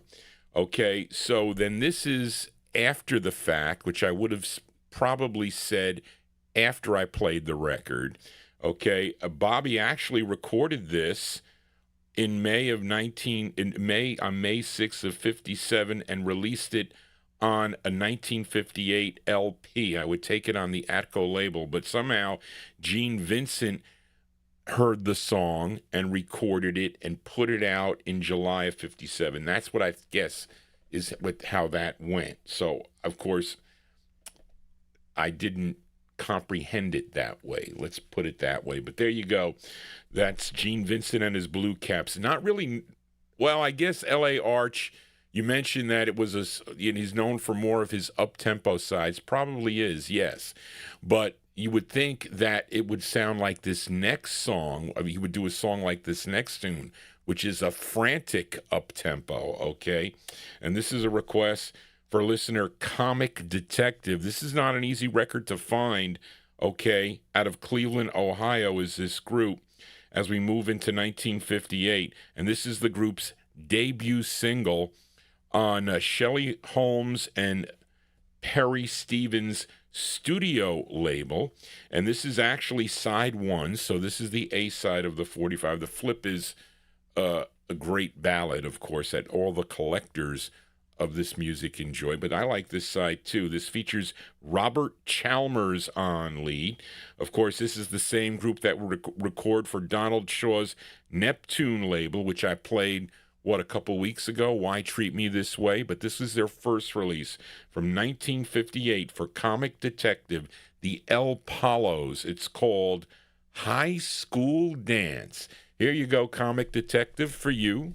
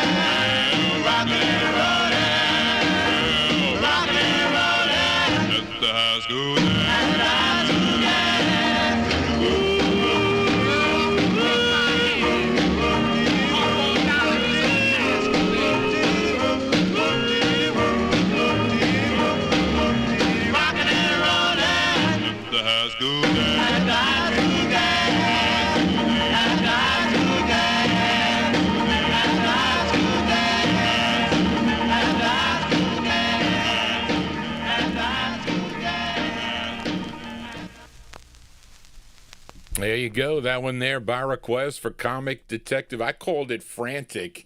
Frida Frida's Frantic too, by the way. I played that, last week, I think, for Gary Spring. Was it Gary Spring? I think so. But they're called the El Palos, their debut single on the studio record label. That's out of Cleveland, Ohio, 1958. High School Dance is the name of the tune. That's Robert Chalmers on lead. Did any of you guys or gals go to your high school dances? They didn't have the high school. When I went to junior high dances, the girls brought their records in. So, and again, that's 1971 maybe? What was it, 1971? They're like the Honeycomb, I think, had one ads. The girls kept playing it over and over again. I said, get this, put something else on. We need something faster to dance to. Anyway, Johnny G used to go to the dances. I used to do that, but then I decided not to anymore. But anyway, let us continue here. And let's fill a request now for listener Joe Shacatano in our YouTube chat room as we go to Morris Levy's Roulette record label. And this group is called the DuPonts. I think this was Little Anthony's group without Little Anthony, I think. I don't know. Maybe somebody could. I know the lead singer on this. His name is Chris Delk. Okay, he's the lead singer. And let me see. These were the. So it says here, these were masters recorded at Royal Roost Records and sold to Morris Levy. So that's how this happened. But Little Anthony, or Anthony Guardine, is not on this. Let's go to February 1958 by request for Joe Shacatano. These are the DuPonts on Roulette. It's called Half Past Nothing. Here you go. The DuPonts for Joe Shacatano in our YouTube chat room. Here you go, Joe.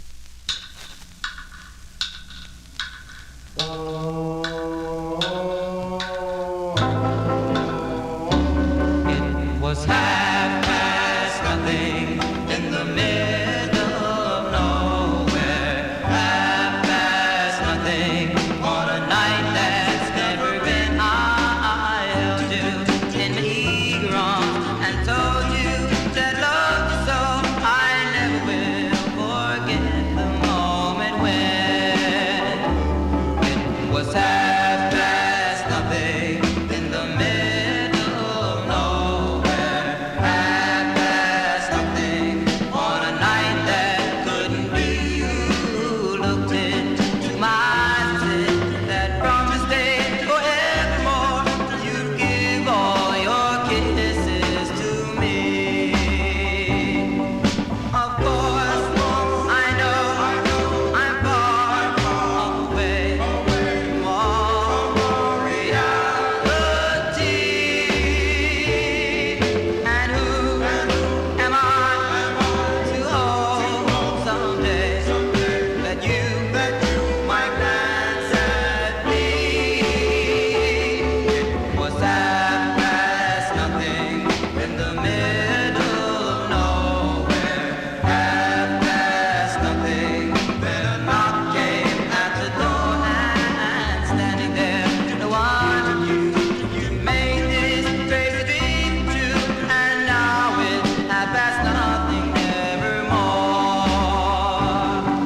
Of course, I know I'm far away from all reality. And who am I to hope someday that you might glance at me? It was half past nothing in the middle of nowhere. Half past nothing. Then a knock came at the door, and standing there, no one knew. You made this crazy dream true, and now it's half past nothing evermore. And now it's half past nothing evermore. There you go. Whoops.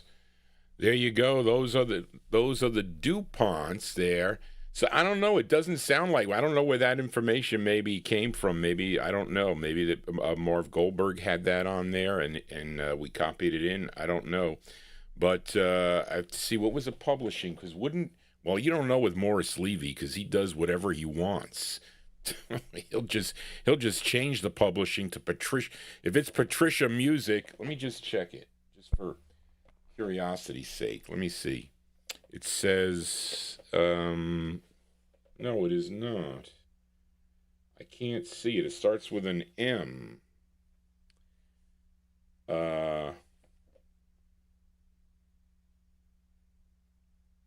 What is that called? It looks like Monument Music. Yeah, Monument Music. Well, Monument Music is definitely not. It is definitely not Morris Levy, because that would be Patricia Music, which I think would have been, I don't know, maybe, I don't know what that is. We have to look more into that, because it doesn't sound like a 1950, it sounds more like a 1958 sound than a 1956 sound. But anyway, let us continue here on the Vinyl Treasure Show. And shall we ring in 1958 again?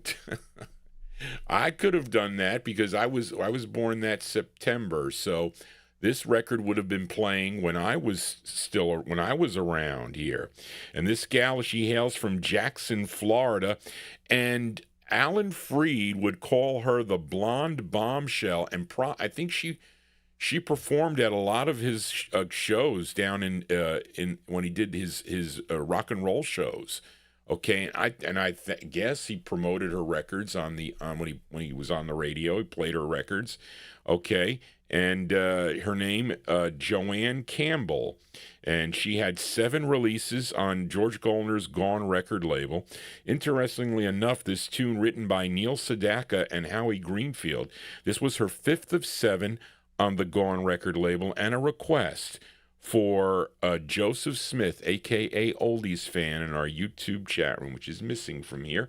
Let's go to December of 1958 for Joanne Campbell. This is going out to Oldies Fan in our YouTube chat room. It's called Happy New Year, Baby, a sound of the season right here on the Vinyl Treasure Show. Here you go, Joe, for you.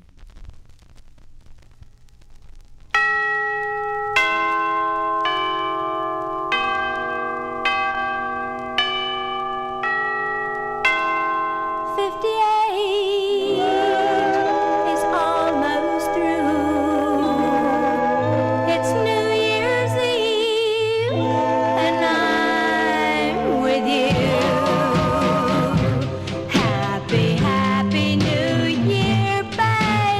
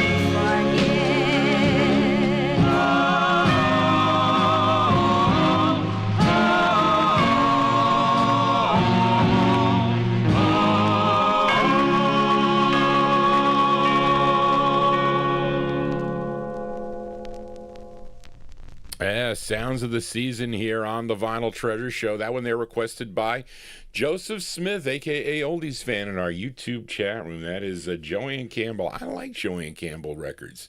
I like her, she does a song called Come On Baby on El Dorado that is pretty cool. I remember talking to Greg about that. He goes, he would say to me, I file that. He would say, I file that one.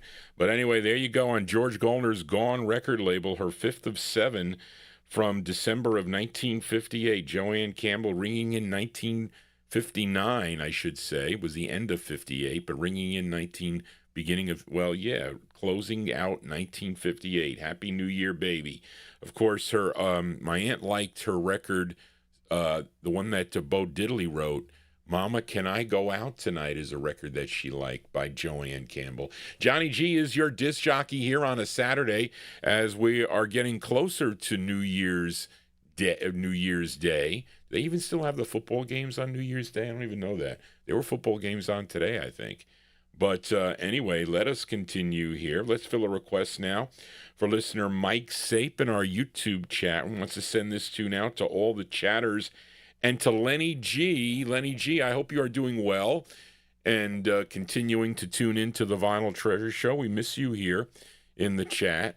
And we go to St. Louis, Missouri. This record could be considered a collector's corner record. We can, because I paid a lot for this 45. For the flip side, though, from Greg, he sold it to me. This is on Emmett Carter's Carter label. And this, they play... It's like recycled vinyl, so they play kind of crappy.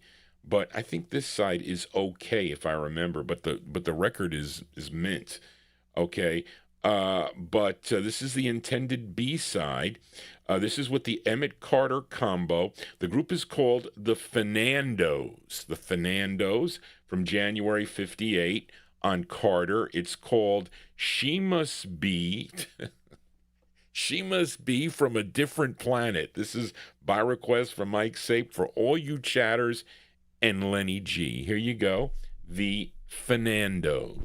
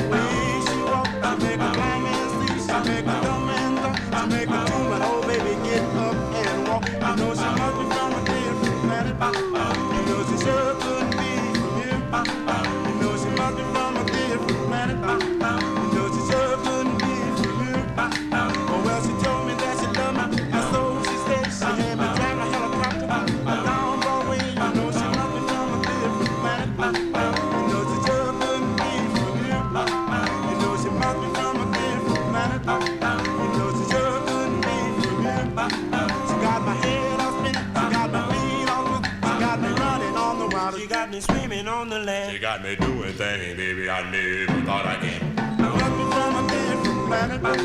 You know she sure couldn't be from here. You know she love me from a different planet. You know she sure couldn't be from here.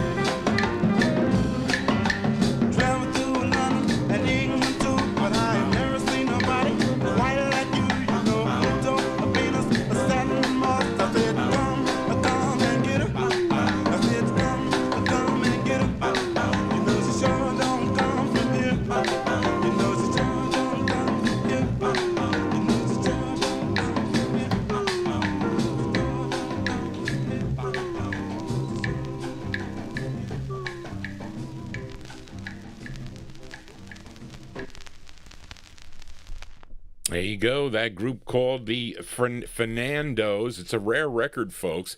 That is the intended B-side, though, of the 45, released in January of 58 on the Carter record label. She Must Be From a Different Planet is that name of that tune. Mike Sape requesting that, sending it out to the Chatters and Lenny G. As we continue, let's go to move into 1959. We head up to Chicago now and fill a request for L.A. Arch in our YouTube chat room, as this group managed by a label owner, Bill Shepard. He owned this label, Apex Records. He also managed this group called the Shepherds. This is their first of 6 on the Apex label, and co-written by Bill Shepard. It features Millard Edwards on lead, and this is a song I would hear on oldies radio back in the 1970s, from April 1959, for L.A. Arch, the Shepherds on Apex. It's called Island of Love. Here you go, Arch, for you. I have heard of an island where young lovers often go. They say it's wonderful.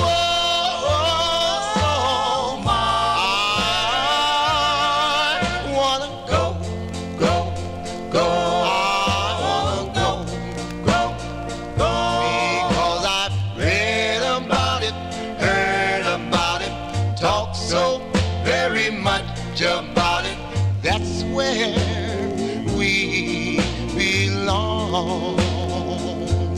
They say on moonlit nights, when the stars are oh so bright, you can hear the seashells at night singing love.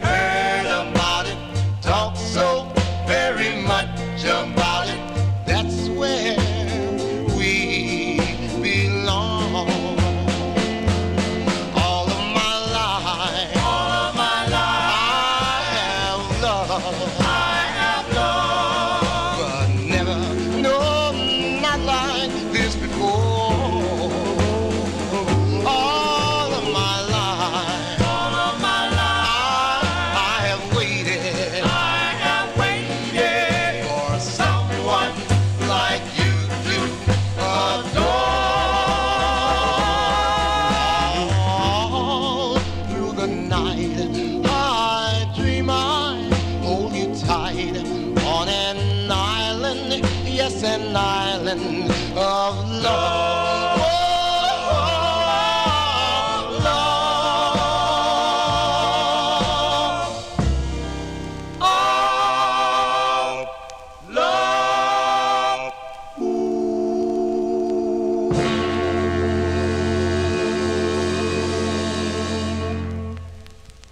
There you go. That one there going out to L.A. Arch in our YouTube chat room. That's the sound of the Shepherds, their first of 6 on the Apex record label. Island of Love is the name of that tune. Millard Edwards on lead for that one. Remember hearing that on the radio often here in New York. Not anymore. Can't hear that here anymore. Maybe in Philadelphia, Donald, you can, but not here. As we continue in 1959, let's go to this singer from Dunleith, Mississippi. This is a request for listener David Vilma in our YouTube chat. He not only likes the group stuff, he also likes the blues. This is his 19th release on Vivian Carter's VJ record label. This is a song he wrote, and I bet you the copyright police come out on this one from September 59. Let's give a listen to Jimmy Reed. Jimmy Reed on VJ Records. This is going out to David Vilma in our YouTube chat room. It's called Going to New York. Here you go, Jimmy Reed. For you, David.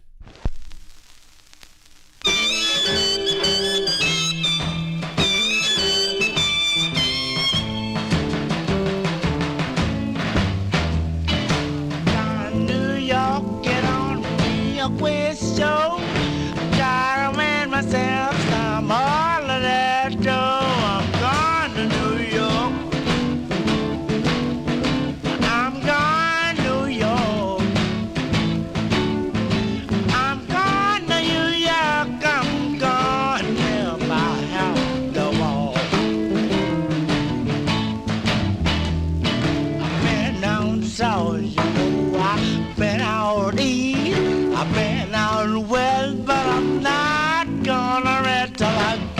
to New York. I'm going to New York. I'm going to New York. I'm going to buy out the wall.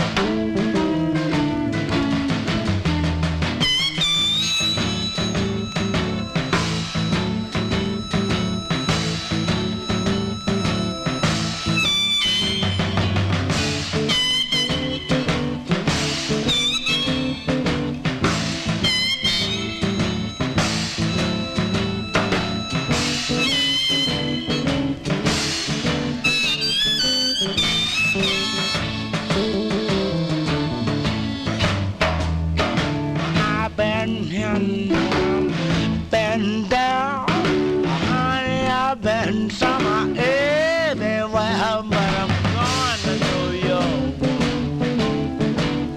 I'm going to New York. I'm going to New York. I'm going to buy out the wall.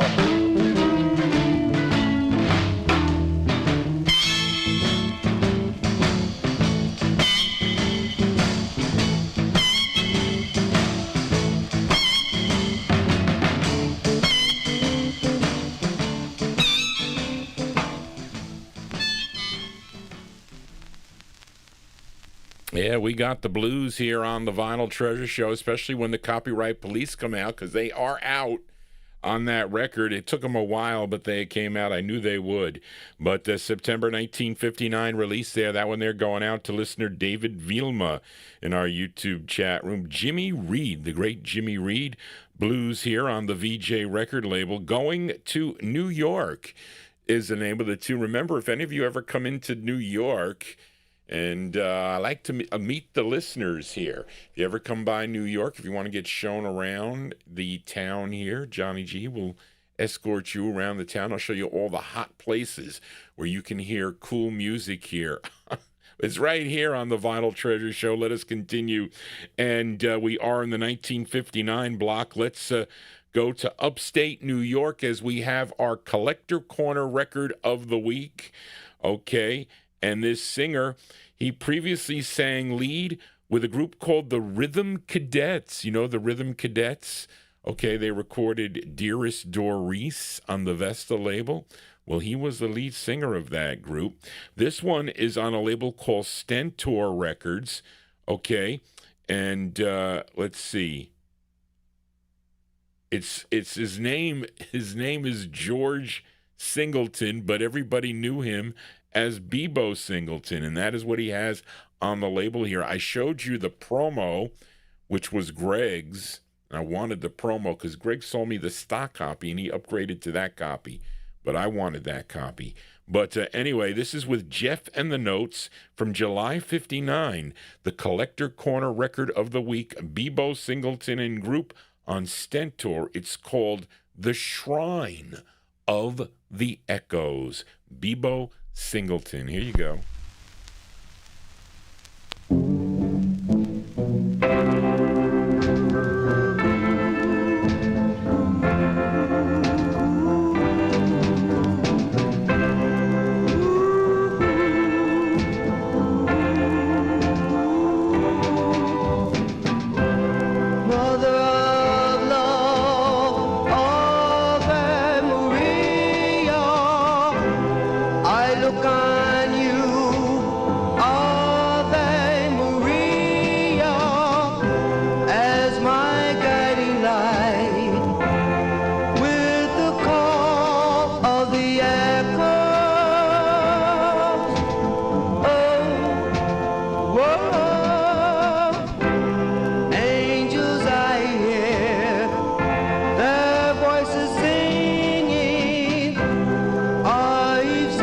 Prayer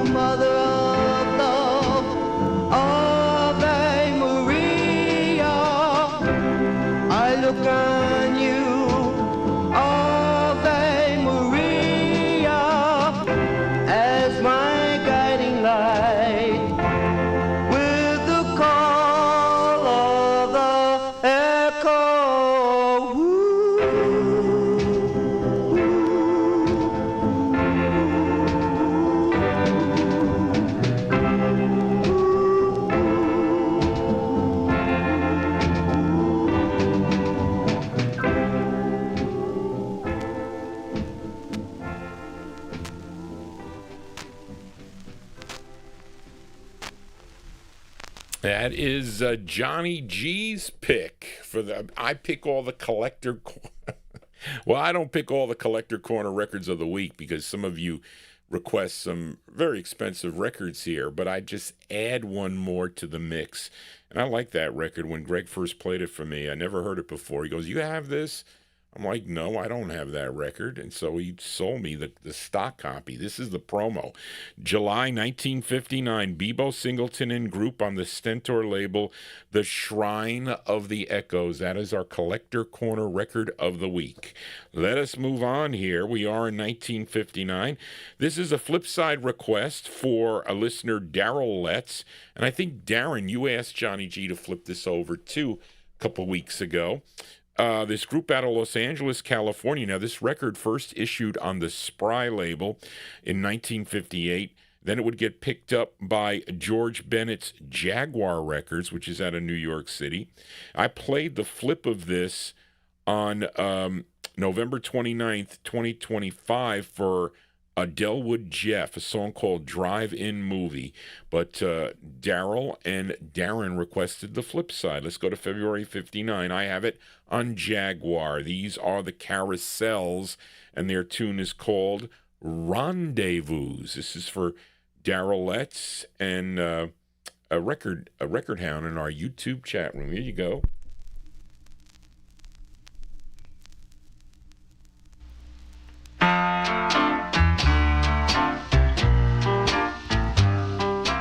I know a place where two lovers might find a view, a mystical dream or two, my rendezvous. I know that you and I should find us that rendezvous, that place with a magic view of paradise.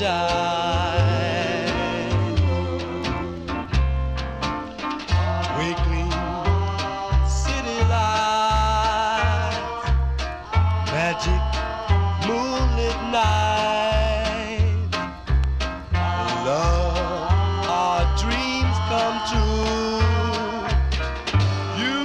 My rendezvous. Let's fly away and stay a while. Let's watch the moon throw circles on our lagoon. My rendezvous.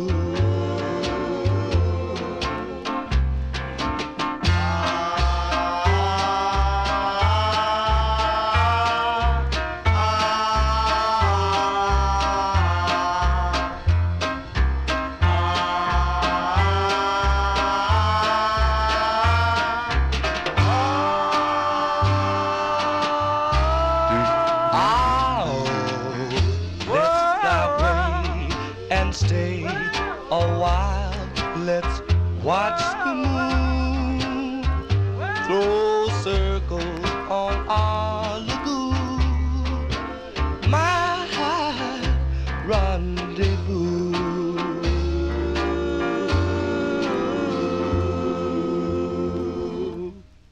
That's a nice tune there. Those are the Those are the Carousels. The Carousels, February 59, originally released in 58 on the Spry label. I thought I had it on the Spry. I have their other record on Spry.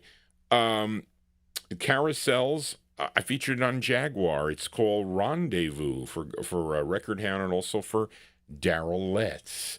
Let us move on here. We still are in 1959. And let's fill a request here for listener Paul Michel. And I think also David Vilma. This was on your list too. Sometimes Johnny G may miss, because I get multiple requests from a lot of listeners. That's why I ask you to send them to me in advance so I can pick from the list. And the majority of you do that unless you send me one record and I go back and tell you I don't have that one, or we just played it. but there's new people that have come into the show that have been requesting records, so they might not know that I played it, 3 months ago and whatnot. Because usually I try not. It's funny because Leonard Mancini's like, I don't want you to play it if you played it within the last year. I said, well, what are you talking about? When you used to listen to records on the radio, they were playing them sometimes every hour. If you were going to go and get a payola record, they were kind of pushing that every hour. But we don't, not that we're doing that here. I mean, I may stimulate record sales. I don't want to make many of the listeners spend lots of money. Just make sure you buy the cheaper ones. You don't have to buy the expensive records. I know, so you know who you are, you folks out there that tell me, you made me buy this record. I don't want to do that. Okay, but anyway, but listen, listen, I'm sure the dealers are happy if Johnny G is selling records for them anyway, but this is a request for Paul Michel and David Vilma. This is a record I used to hear on Oldies Radio. I'm sure, Donald McGee, you're hearing this in your part of the country there in Philadelphia. But this group is from the Sugar Hill section of Manhattan, and this is on a label owned by Tommy Smalls and Sammy Lowe. And Tommy Small, he was really Dr. Jive on the radio. It's called the Lena label. And this tune written by group member Richard Brown. And some of you may have the 1964 press that came out on the Cameo record label. But this is on, and it was flipped with a a cappella song by the Camelots called Don't Leave Me. But that was for the oldies crowd back then. In 1964. Let's go to January of 1959. They're called the Ebonaires. The Ebonaires on the Lena label for Paul Michel and we'll say David Vilma. The song is called Love Call, the Ebonaires.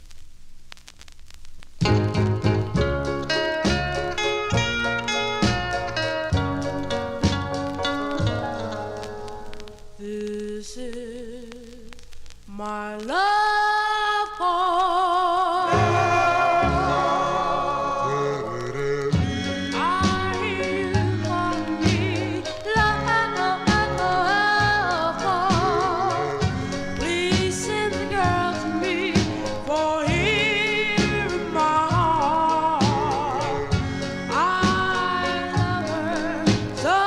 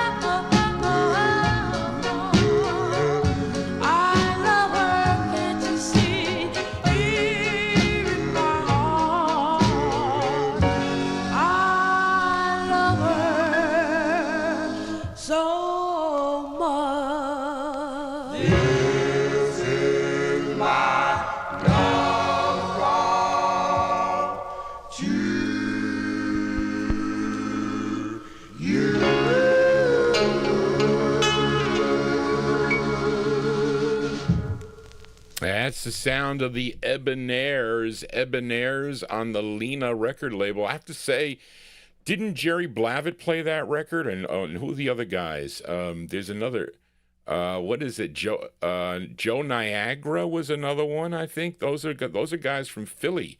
I think they played this record. That's why it came out on Cameo Records and ended up And that's when I used to hear it here on like the Norman Knight show, or I used to hear it on Don K. Reed. They would play this record quite a bit.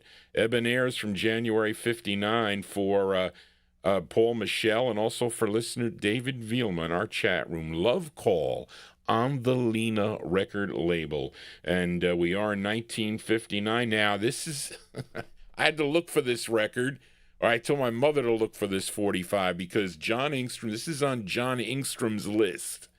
Okay, which means if it's on his list, that means he can't find this record anywhere. He found the flip side of this, okay, but not this side, okay. I put a scan of this on my YouTube page, and Greg sold me this record. There was a price sticker on it. It was $50. He would show me these oddball records, and I would listen to them, and then I would buy them. But it was his price on this record. He had $50 on it. Okay, this is a singer, drummer, and band leader born in Detroit.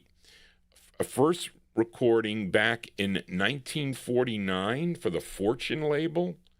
Okay, then in the 1950s, he recorded for Ember. And this label, wait a minute. I don't know about that, Charlene. This is not out of California, this label. I don't think that is.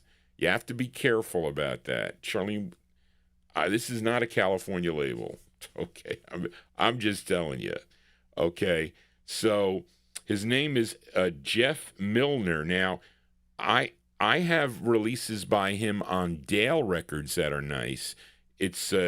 he's with a group, Jeff Milner and the Embers on the Dale label.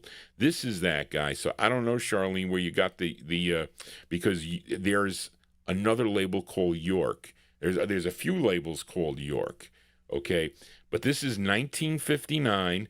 So Joe Shacatano, let me know if you ever heard this record, because John Engstrom says it's nowhere to be found.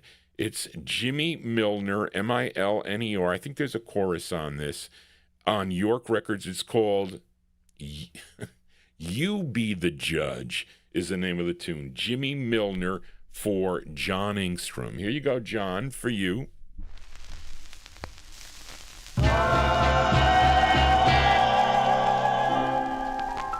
Yes, your smile is as warm as the sun. And for me, you're the only one. But without your love, mine's a one-way love. Is it fair? You be the judge. How I need the touch of your hand, just to show me that you understand. But without a sign, do I know you're mine? Is it fair? You be the judge. You be the judge. Each time I look at heaven, with all my heart I pray that you will say I love you, darling. Please won't you stay? Oh, my love is as deep as the sea. There's nothing that I couldn't be. It's all up to you. What more can I do? Is it fair? You be the judge. You be the judge. Is it fair? You be the judge.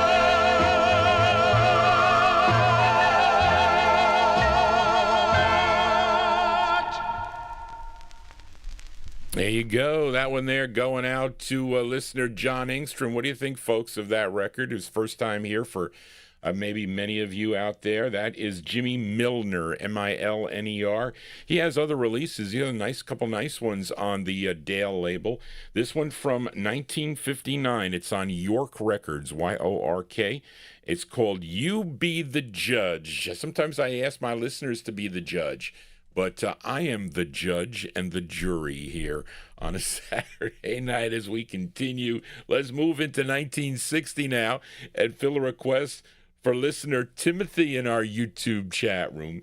As we go to this group, they hail from Columbus, Ohio, and they have this one release on the Cordial label. And this tune was written by the lead singer of the group. His name is Ron Riesar, Riesar.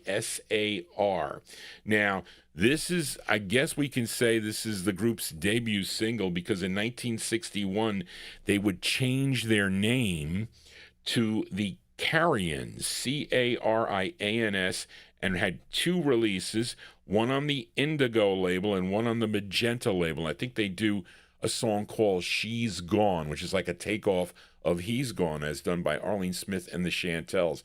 But prior to that, they were known as the Cordials.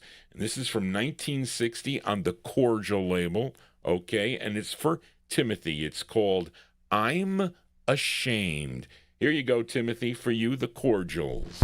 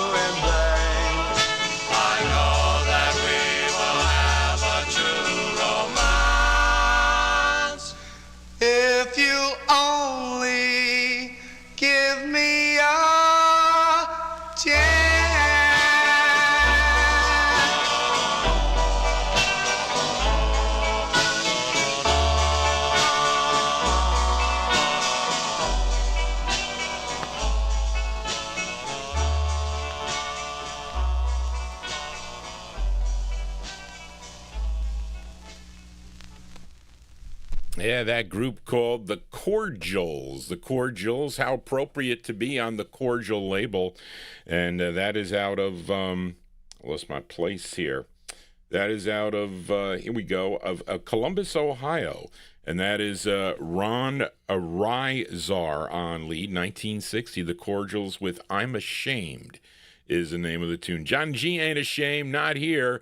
When I play my records or I do mistakes or whatnot, listen, to mistake is to be human, right? And I learn from my mistakes, sometimes, though, harder mistakes than others. But let us continue here. And let's fill a request for listener Chris Reed as we go to Harlem, New York for this group. And I remember who told me about this record. It was Chris Ciccone, the late Chris Ciccone, told me about this record. That's where I learned about this group. This group goes back to 1952, originally from Harlem, New York, recorded for Bobby Robinson's Red Robin Records. But let's fast forward now to 1960, kind of like to a revamped of this group. They were called the Vocaleers, okay? And this is on Danny Robinson's Vest record label. They had a new lead singer. His name was Caesar Williams. He's the lead singer on this.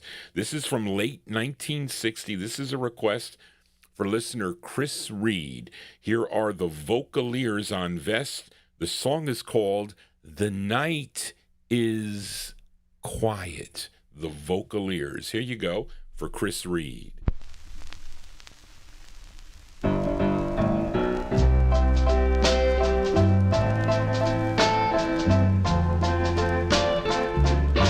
The night is quiet. I have no doubts. I'm with my baby, sitting on the couch. She said she loved me. Is it true? Is it true? I hope it's true.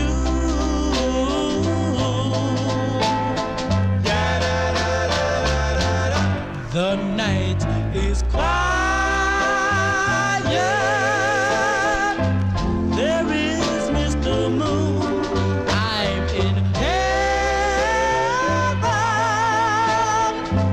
We'll be married soon.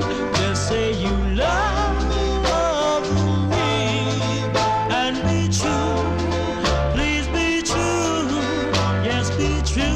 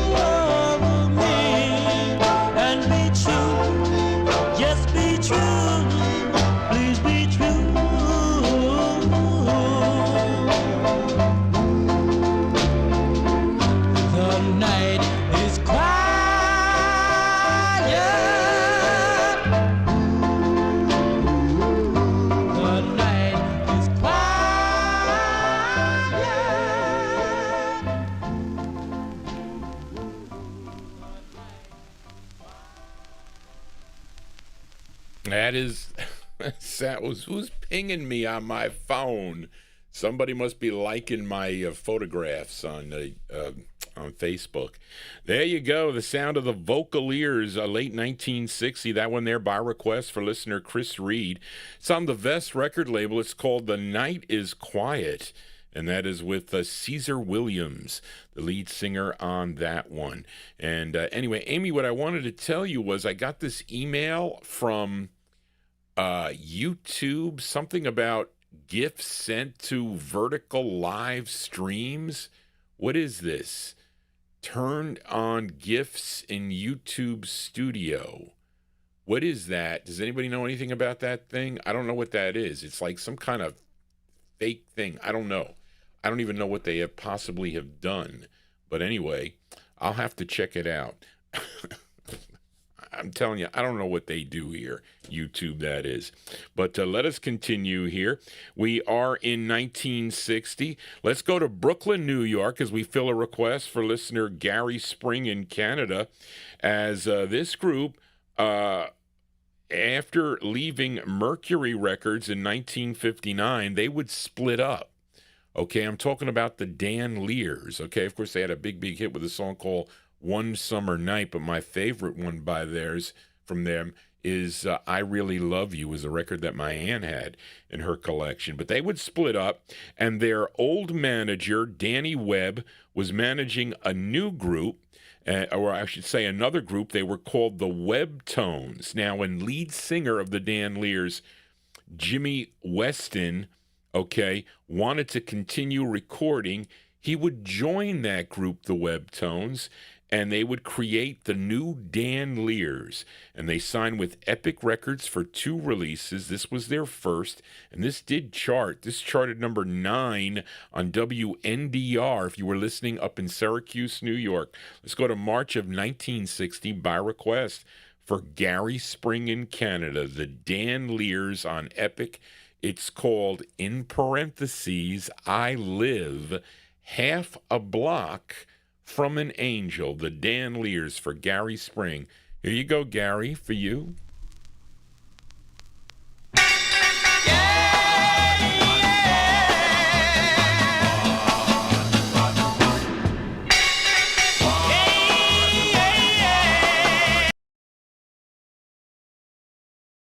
I live half a block from an angel.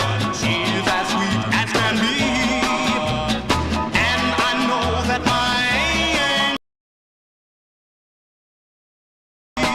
well, she's a darling in every way. And she only lives half a block away.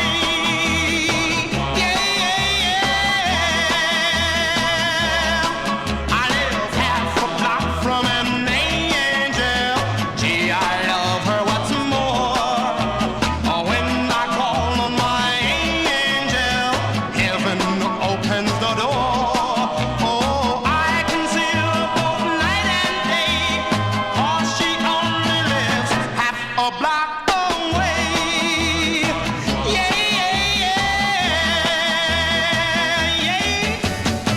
Anytime she smiles at me, alone or in a crowd, one look from those angel eyes and I'm up on a cloud. I live half a block from an angel. Guess you call her divine. And to think that my angel is exclusively mine. Heaven knows that she's near the same, and she only lives half a block away.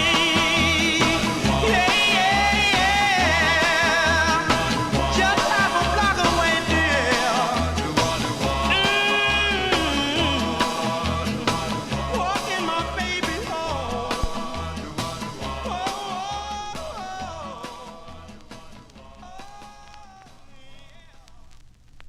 Yeah, there you go. The sound of the Danleers here on the Vinyl Treasure Show. And that one there going out to Gary Spring, March 1960. That's their first of 2 on the Epic record label.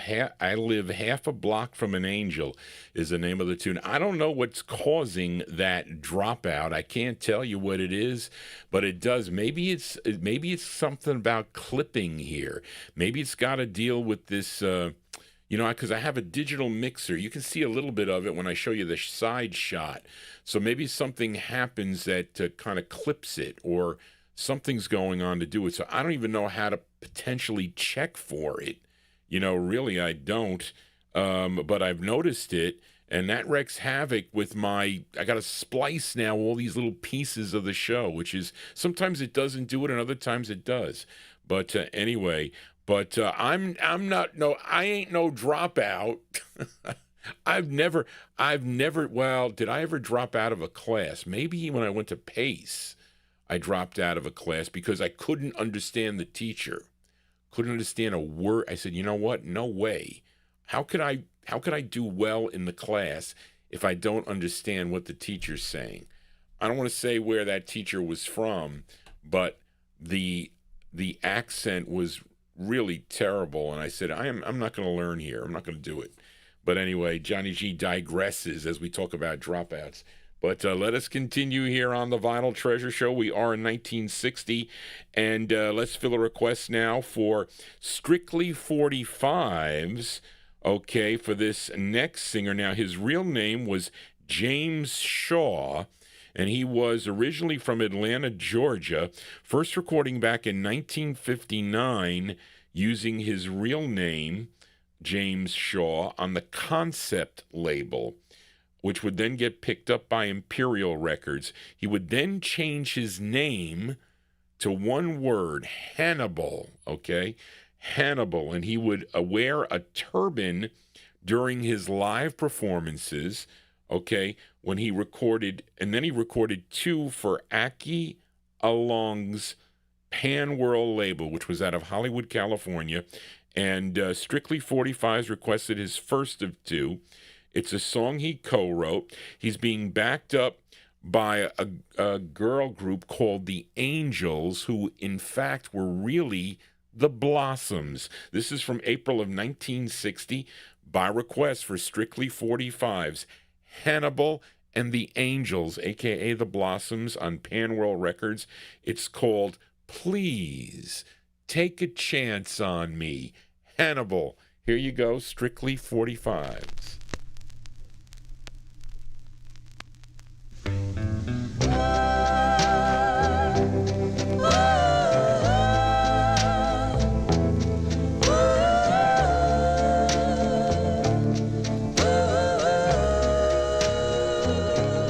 I'll tell the world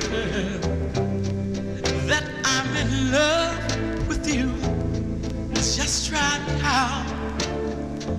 I'll prove that I do. If you only, if you only, if you only take a chance, a little chance, on me, I'll be true, true to you. Deep in your heart, girl, you know it's true. I love you, honest I do. Please let me through. I need you, really do.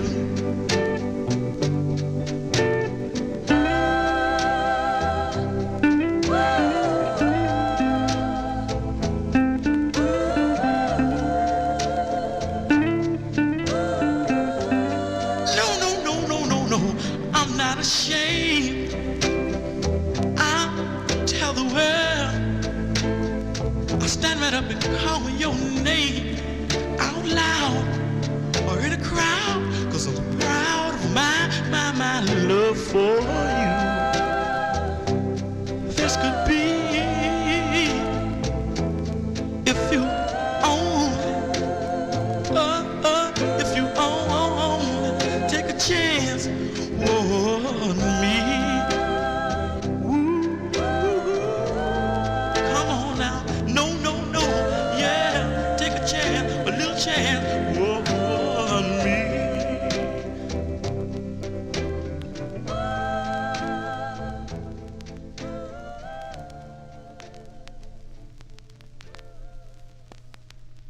Yeah, sounds of 1960 here on the Vinyl Treasure Show. Where were you in April of 1960?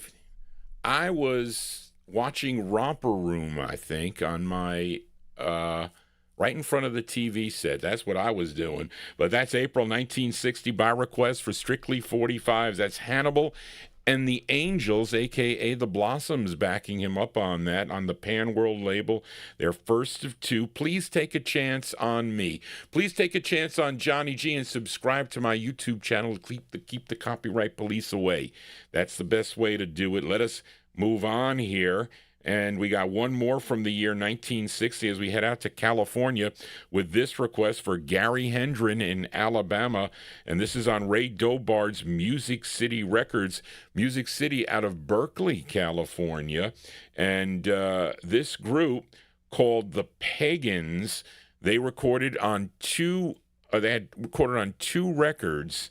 Okay, their debut single came out in 1960, an ultra rare 45, which I have featured here, I think is a Collector's Corner record on the Music City label. But then with their second release, they backed up a gal by the name of Lynn D, D-E-E. And this came out in October of 1960. Okay, her name, Lynn D and the Pagans on Music City. It's called Fool That I Am. This is for Gary Hendren in Alabama. Here you go, Gary.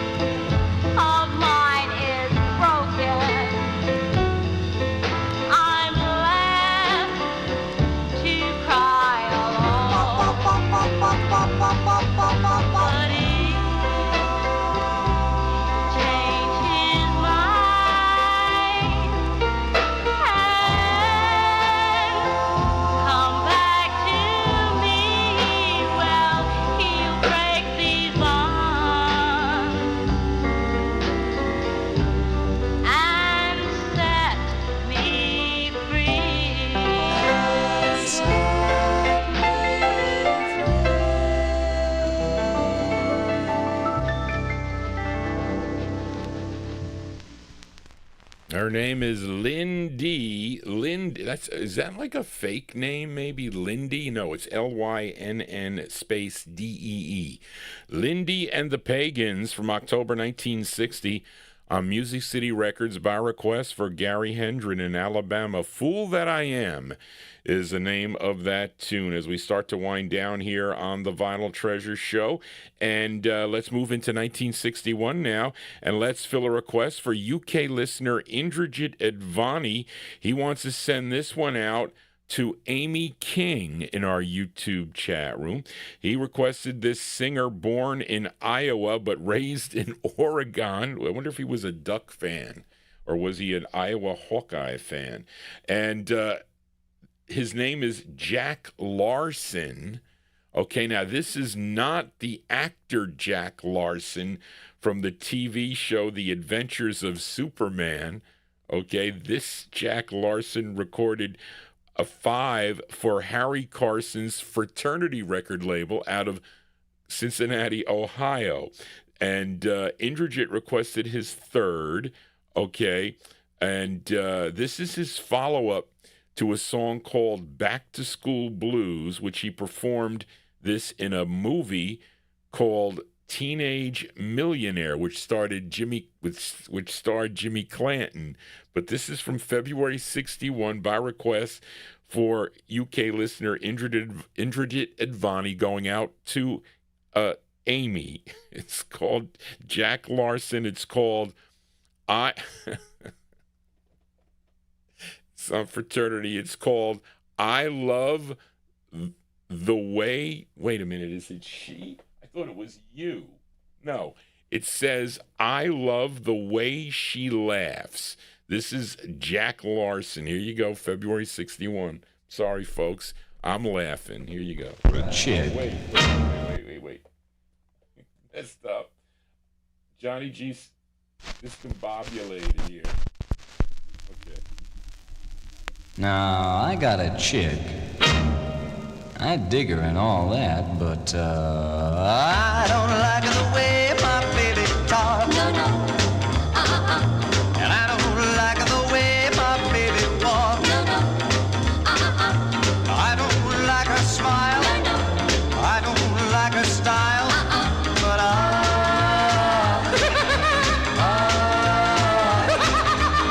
I love the way she laughs. One eye's blue, the other eye is green.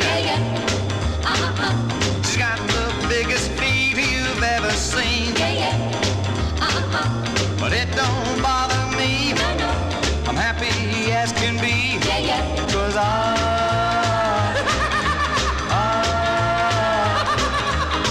love the way she laughs. I must be as crazy as a man on the moon, crazy as a monkey or a silly baboon. I don't know what's the matter with this heart of mine. I'm in love with a girl that looks like Frankenstein. I guess that I should leave her and be glad.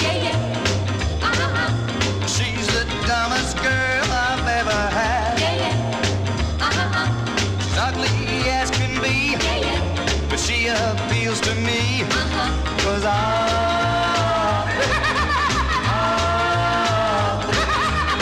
love the way she laughs. She's got the kind of face you find in outer space. She's got a double chin that covers up her grin. Her ears, they look just like the pedals on my bike. She's ugly as can be, but she appeals to me. 'Cause I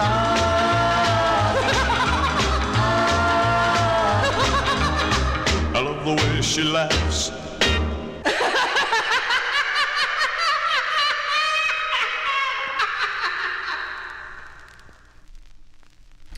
You know, you'd think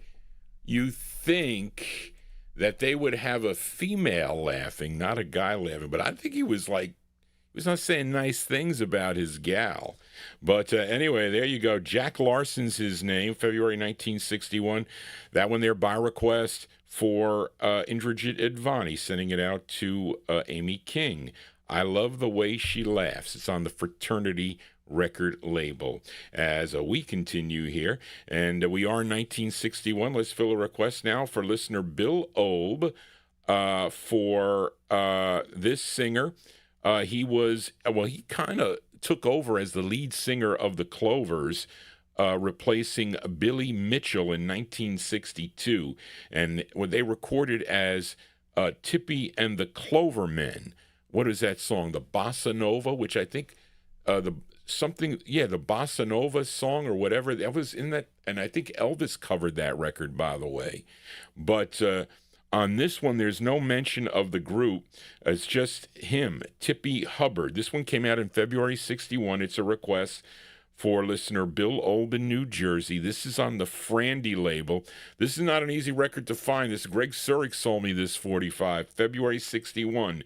Tippy Hubbard on Frandy. It's called Our Winter Love. This is for Bill Old.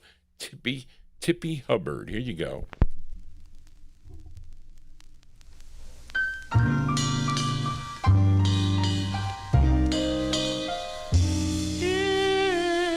It's winter now,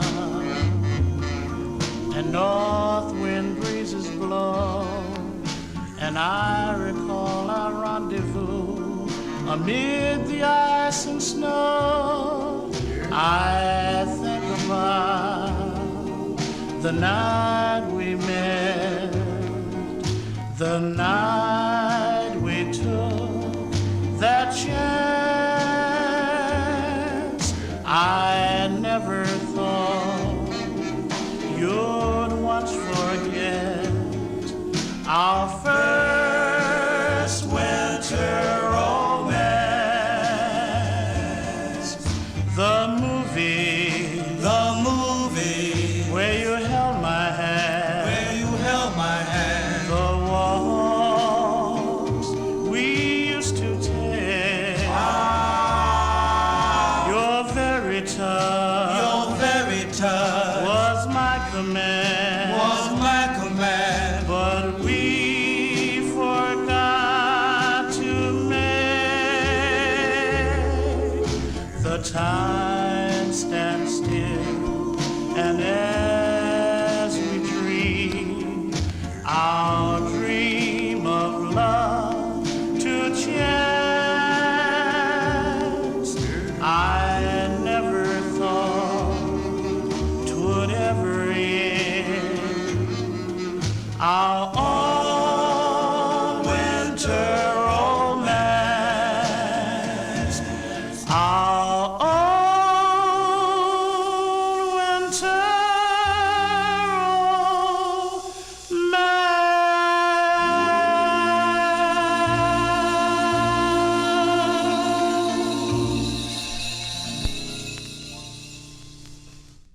That is a cool tune. I always listen. When Greg said to me, buy this record, I was going to buy it anyway. It's a nice copy, too. And it's styrene. You know, Johnny G hates styrene 45s. That's Tippy Hubbard and group. Maybe the new Clovers backing him up. I don't know. February 61 for Bill Olben, New Jersey. Tippy Hubbard, Our Winter Love is the name of the tune on the Frandy label. It was Tippy and the Clovermen, I should say.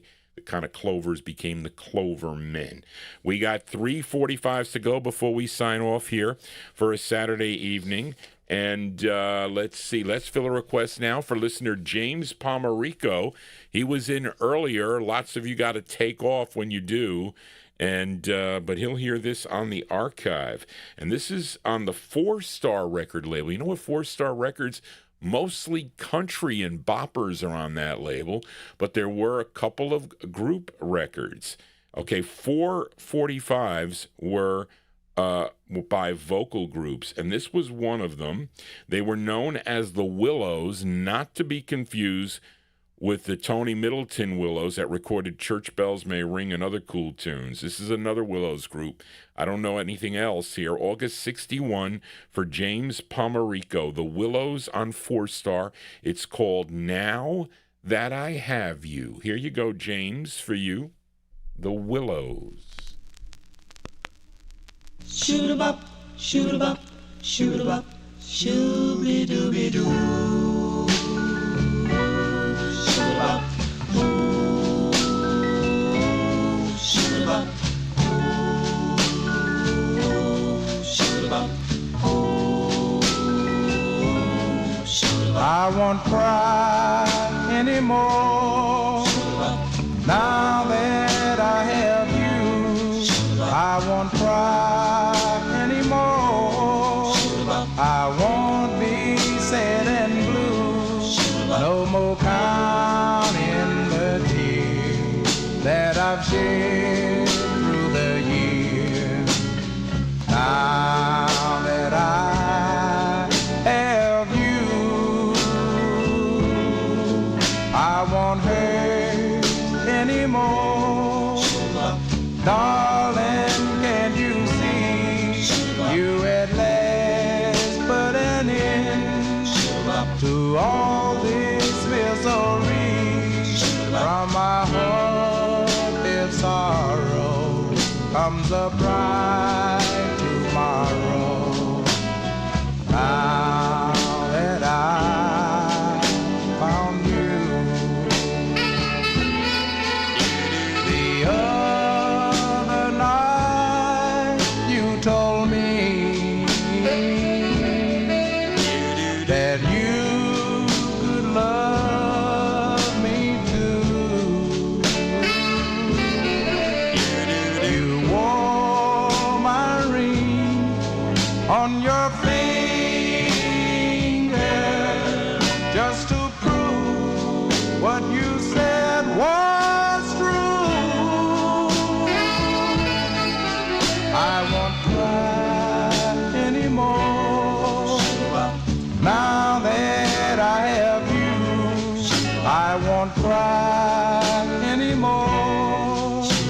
I won't be sad and blue. No more counting the tears that I've shed through the years. Now that I have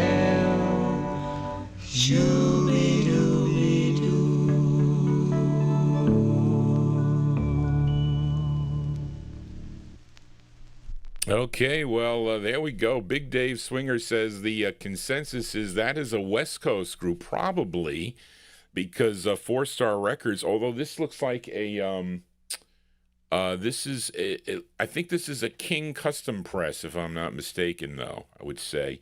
But that's August 61 going out to James Pomerico. The Willows on the 4-Star record label, Now That I Have You. The first time I was was it Ronnie I CDs that they were putting those records out? Some were maybe George, a bunch of people. Ronnie was putting out those. It said they were from Germany, but they were not from Germany, of course. But anyway, but we got 2 more 45s to go, and we're going to close. Well, we're going to close the show with an a cappella record. I'm going to send out to Charles Carlos. And then we got this request for Adrian Viterbo in our YouTube chat room.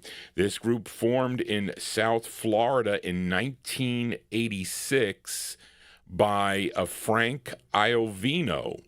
And they were keeping the 1950s vocal group harmony style alive, singing in the 1980s. They had 2 releases on Avenue D Records, and then they did 3 for Dave Antrell's Classic Artists label. And this was their first, this tune written by Dave Antrell. He was, I say, at that time, back then, even before Val, Dave Antrell was the top record collector in the land back then. I would have to say that. And then, of course, then his records got scattered around. And then, of course, you know, it went downhill there. And he was young, too. It was too bad. You know, he had records. He recorded on, what is that label? That Amaret, is it Amaret Records? Which I have in the collection, too, by the way.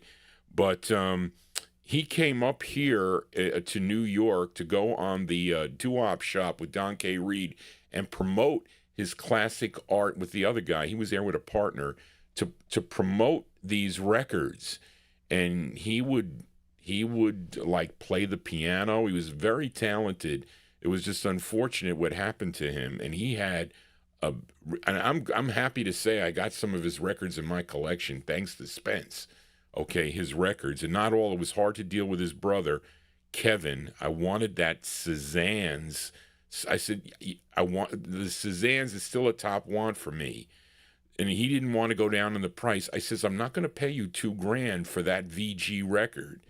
Okay, it's a soft record. You cannot charge me $2,000 for that. And he would not budge. He just wouldn't budge. It was difficult to deal with, but I did get some stuff, I would say, as I digress. Okay, but this was written by Dave Antrell. It has a female lead on this side. Her name is Siobhan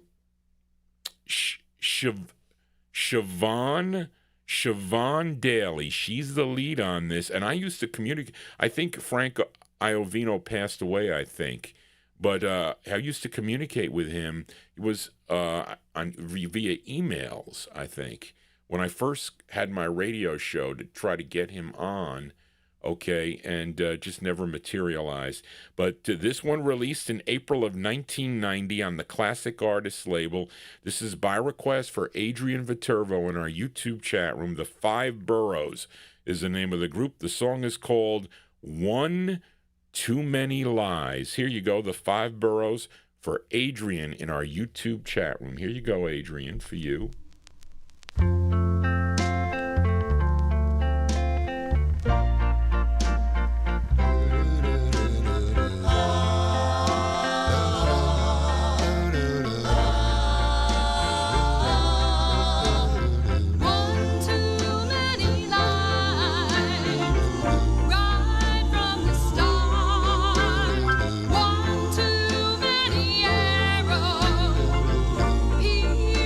My heart.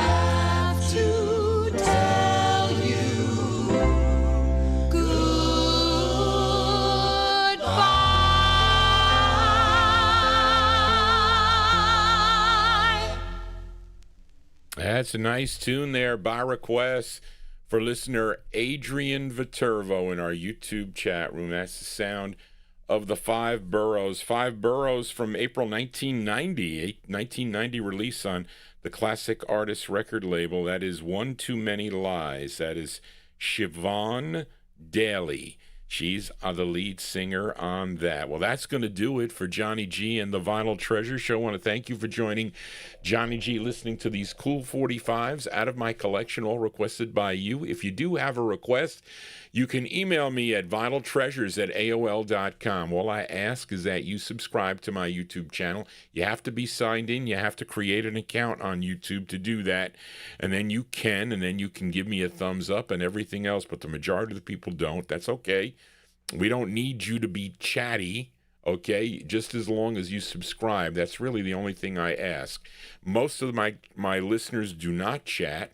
They may communicate with me via emails or texts or phone calls or instant messages. That's okay.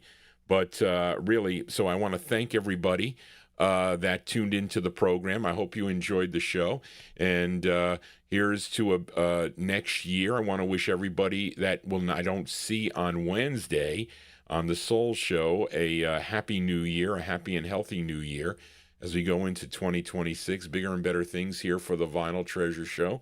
And again, I just want to thank all my listeners. I have such great listeners to the program, really, I have to say, and touch with all the communications and all the well wishes, really, I am. And maybe my mother will come up on the Wednesday show or the Saturday show. She's got you need to consider doing that because the listeners would like to say hi to you in person. Okay, but anyway, so maybe she will. I'll see if I can convince her. But anyway, thank you again, everybody. Want to wish you a happy new year, those that I will not see till the new year. But let us close the show tonight. I normally don't play, I don't play a lot of a cappella, and I know that Andy Lamusio likes a cappella, as well as Charles Carless. So I'm going to send this tune out to Charles Carless.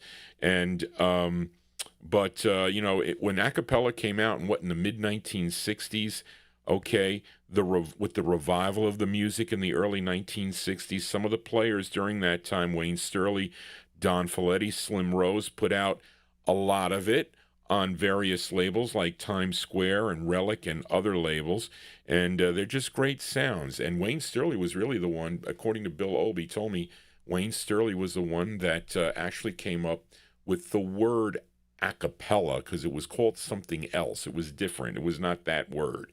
But I do enjoy it because I used to hear it on the radio, especially this group, the Nutmegs, okay? And they did some practice tapes or demo masters. They were uncovered and put out on 45. And here is one that I really like by them. And this one came out on Slim Rose's Times Square record label. It features Leroy Griffin on lead. This was released in June of 1963. This was their second of 6 on the Times Square record label. We're going to send it out to Charles Carless. The Nutmegs on Times Square. Our closer is called Wide Hoop Skirts. That's going to do it, folks. Thank you all for tuning into the program. If you missed any of this, it'll be up momentarily on the archive. Not the chat, though. They usually have it up within the hour or two. They're pretty good, YouTube. But I will see some of you on Wednesday evening right here on YouTube or on Oldies and More Radio. If not, I'll see you next Saturday on the 50s and early 60s show. And check out my promos on when I will be back on with the Thursday afternoon shows. So I'm going to think about it tomorrow, and I think I'm going to do the 1956 Relic Countdown, continue with that. Well, everybody, thank you so much. Thank you, Charlene, again for all your help, and I'll see everybody, well, some of you Wednesday, some of you next year. Just want to say, everybody, so long, safe and healthy 2026. Here you go, the Nutmegs. I'll be the whitey skirt and a ballerina shoe. Oh, wop ting-a-ling, oh, wop ting-a-ling, oh, wop ting-a-ling, oh, wop. Well, I met a little girl while wopping ting-a-ling with a white hoop skirt and a ballerina shoe. Oh, she was only 16.